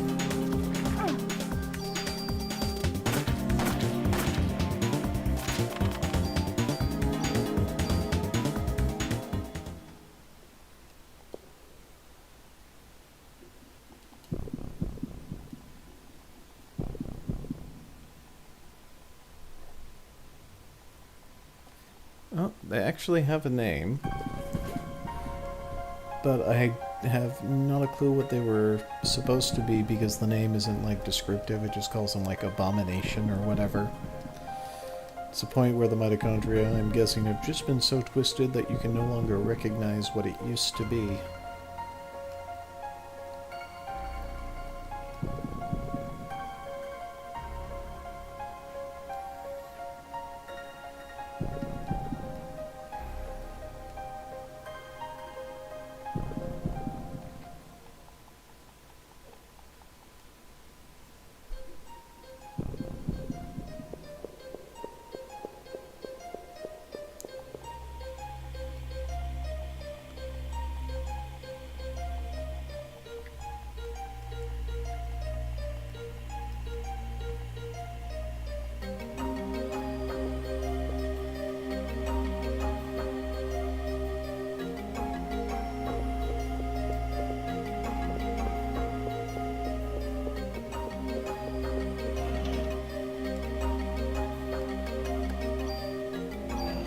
Usually choose one of those medicines.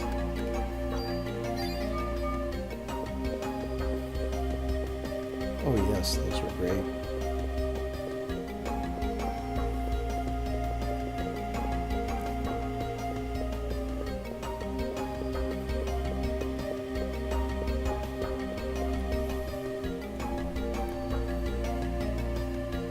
The only thing I ever actually liked farming in Chrono Trigger would have to be the new, I think. They were fantastic to farm.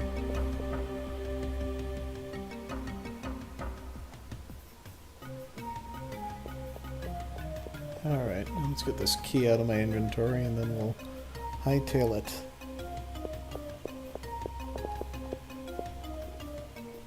Or not.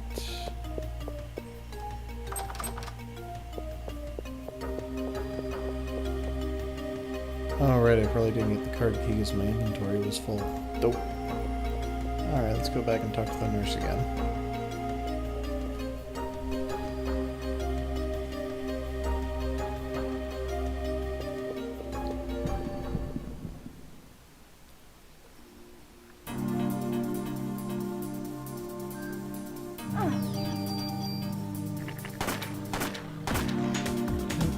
Now remember, New York City lets flies and rats just wander around our hospitals.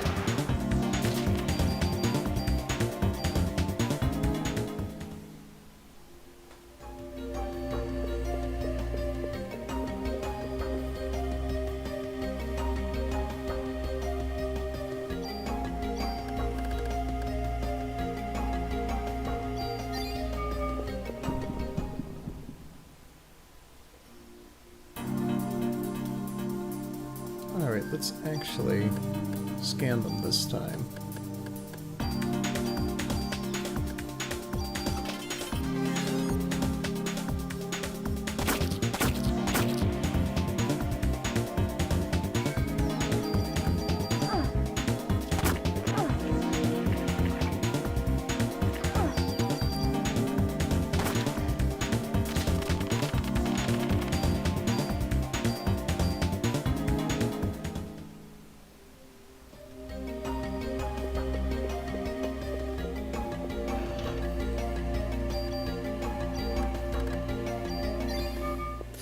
You would think that, but you know.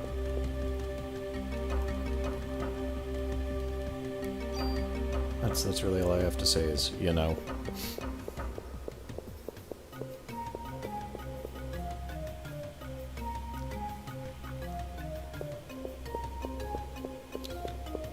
Alright, now they're gone. Good. Okay, we can move on.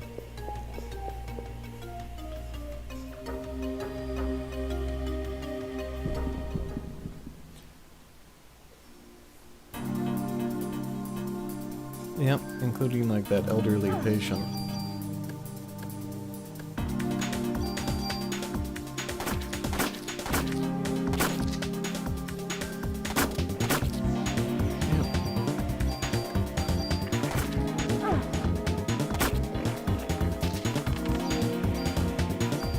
Yep, so when I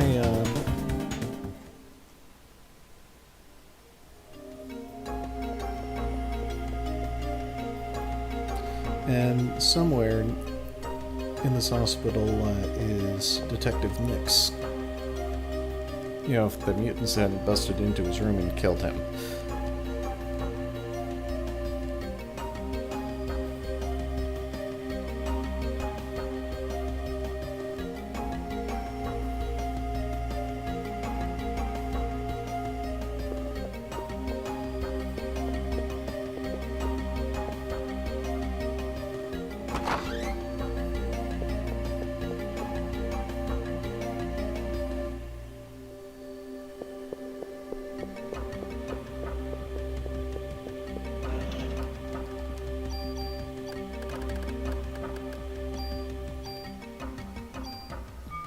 Actually, while we're here,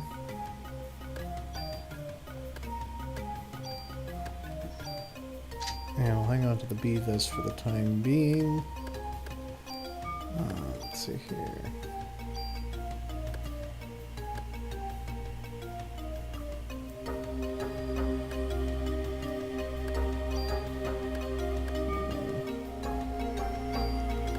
Well, I'm never going to want to take rate of fire 7 off, and I'm never going to want to take random rate of fire, so we'll destroy that.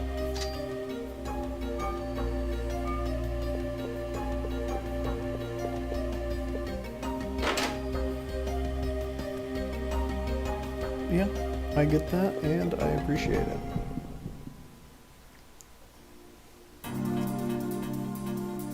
Ooh, I think this has something to steal. Let's find out. Ooh, yeah.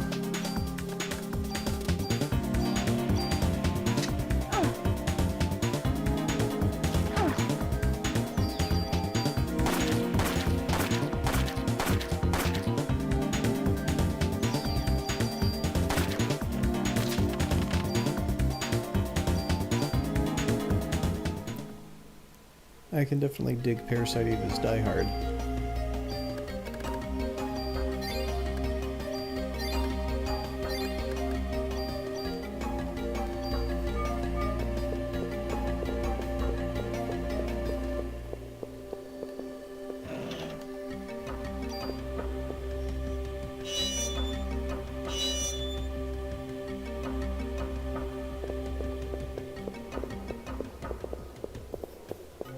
Alright, that's everything in here.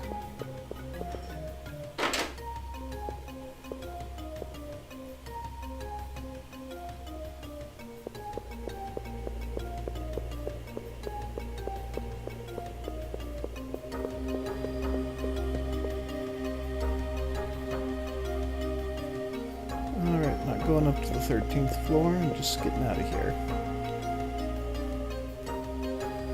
I absolutely do not want to advance the game to the point where I get to the museum, because then Maida gives me that one charm that I can't ever get out of my inventory.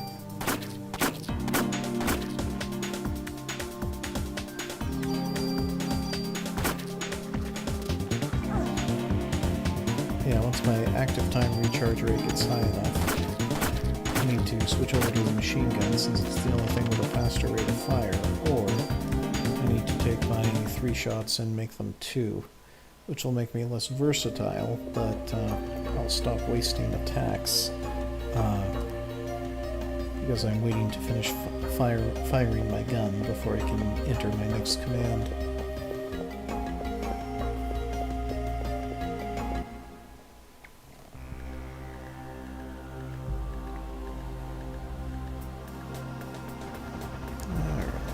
Back to the precinct, do some inventory management, and then back for some junk hunt with a slightly larger inventory.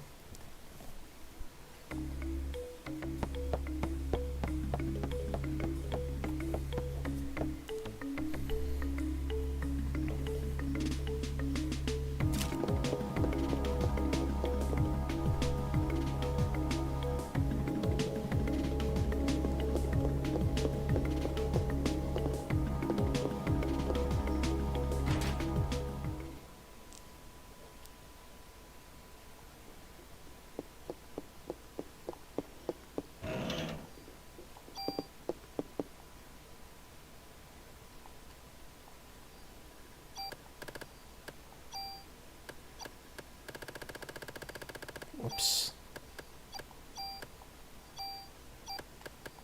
There we go.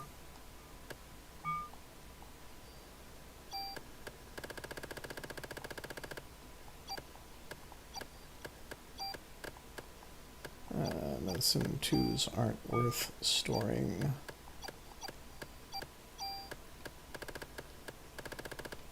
Is that all I got left? Just a bunch of medicine 2s and a PE1.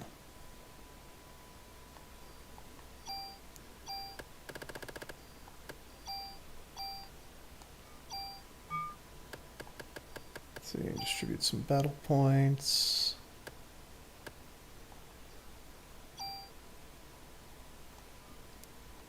Or is it time to... Yeah, let's put some... There. We'll make my magic defense the same as my physical defense. Then we'll raise the attack, and we're good.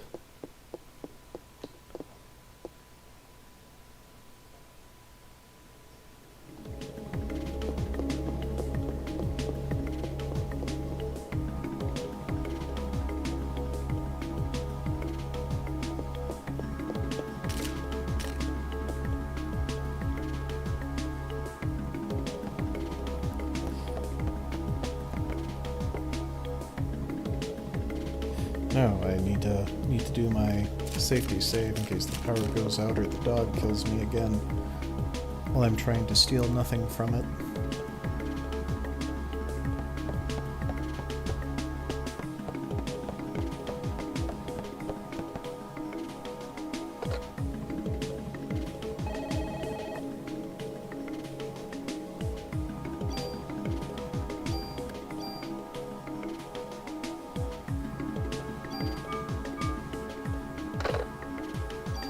So let's check. So inventory is now 24. I went up 2 levels and I can carry 1 more junk back.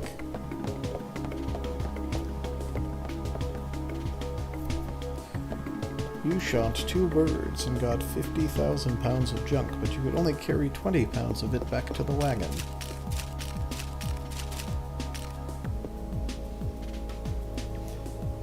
You know, even if I don't fight the giant crab in the warehouse, there's a stronger, meaner giant crab,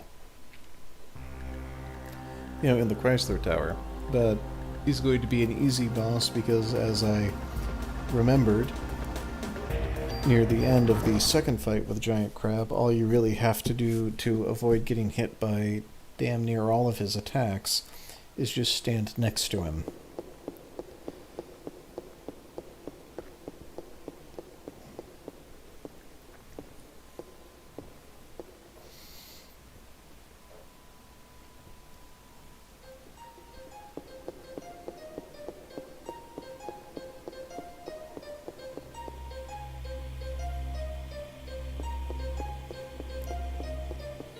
That was very generous. Gave me a straight away, right away.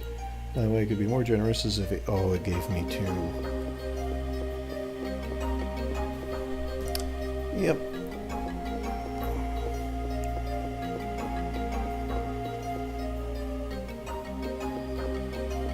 Now, if only a random encounter would trigger, I'd be all set.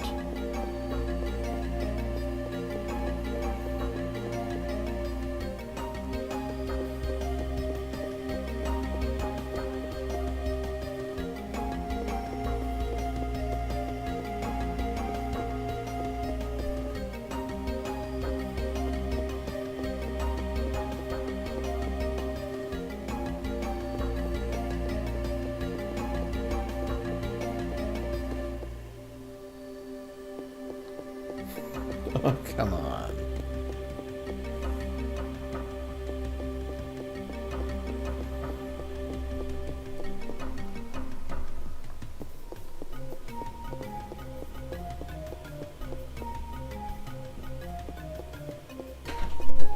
Hey, did you call your dad yet?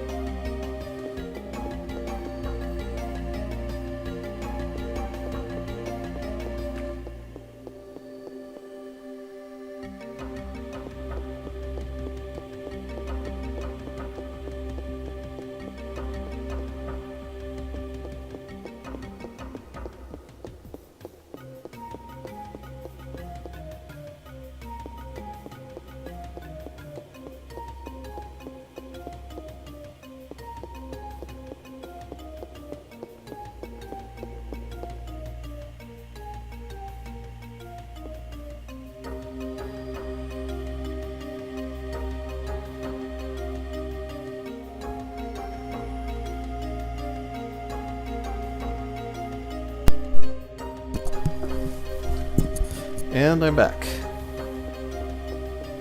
Yeah, so my understanding of Borderlands is that it's... Maybe I'm remembering a different game, but that's basically Diablo, but as a first-person shooter.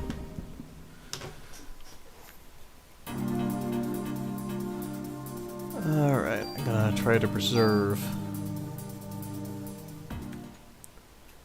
One extra fight might make it go extinct, so let's try not to have an extra fight.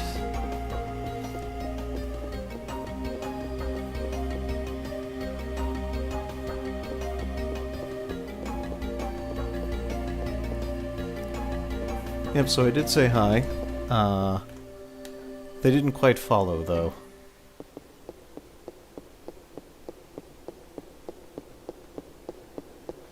Yep, so we're getting close to the 3-hour mark, so I'm thinking that maybe this will actually be the last pit stop. Then we'll just save and then pick it up again on another surprise stream some other time. Finish out the junk counter and at least attempt to start climbing those floors. Yes, we sang the song.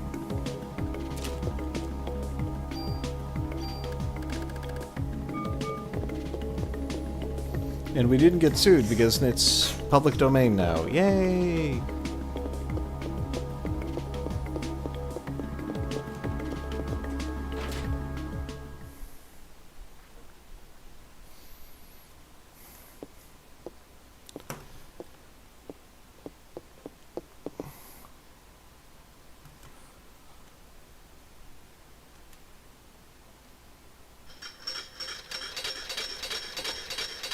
And away we go on the junk.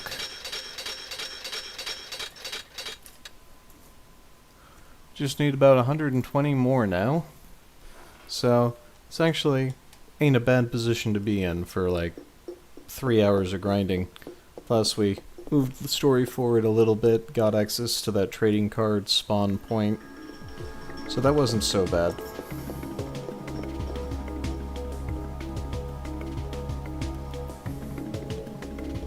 So I think we could actually clear it out if things go well. Like finish the junk and then clear out the Chrysler Tower in another 2 of these 3-hour sessions, I think.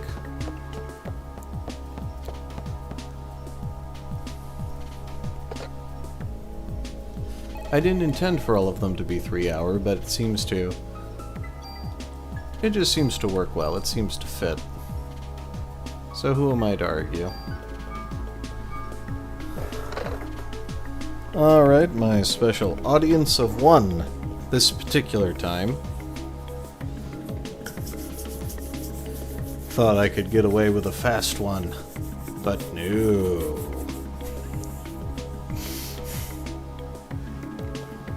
That is that for this segment.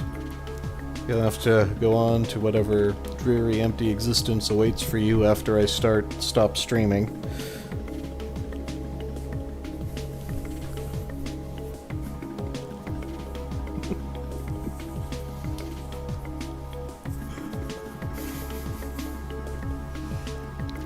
Yep. You'll go back into limbo until the next time I make an announced one then, and then suddenly show up again. Like no time had passed between, like, when I shut down one stream, you just go into suspended animation until the stream opens again. And just remember, Joeing is half the battle. Good night.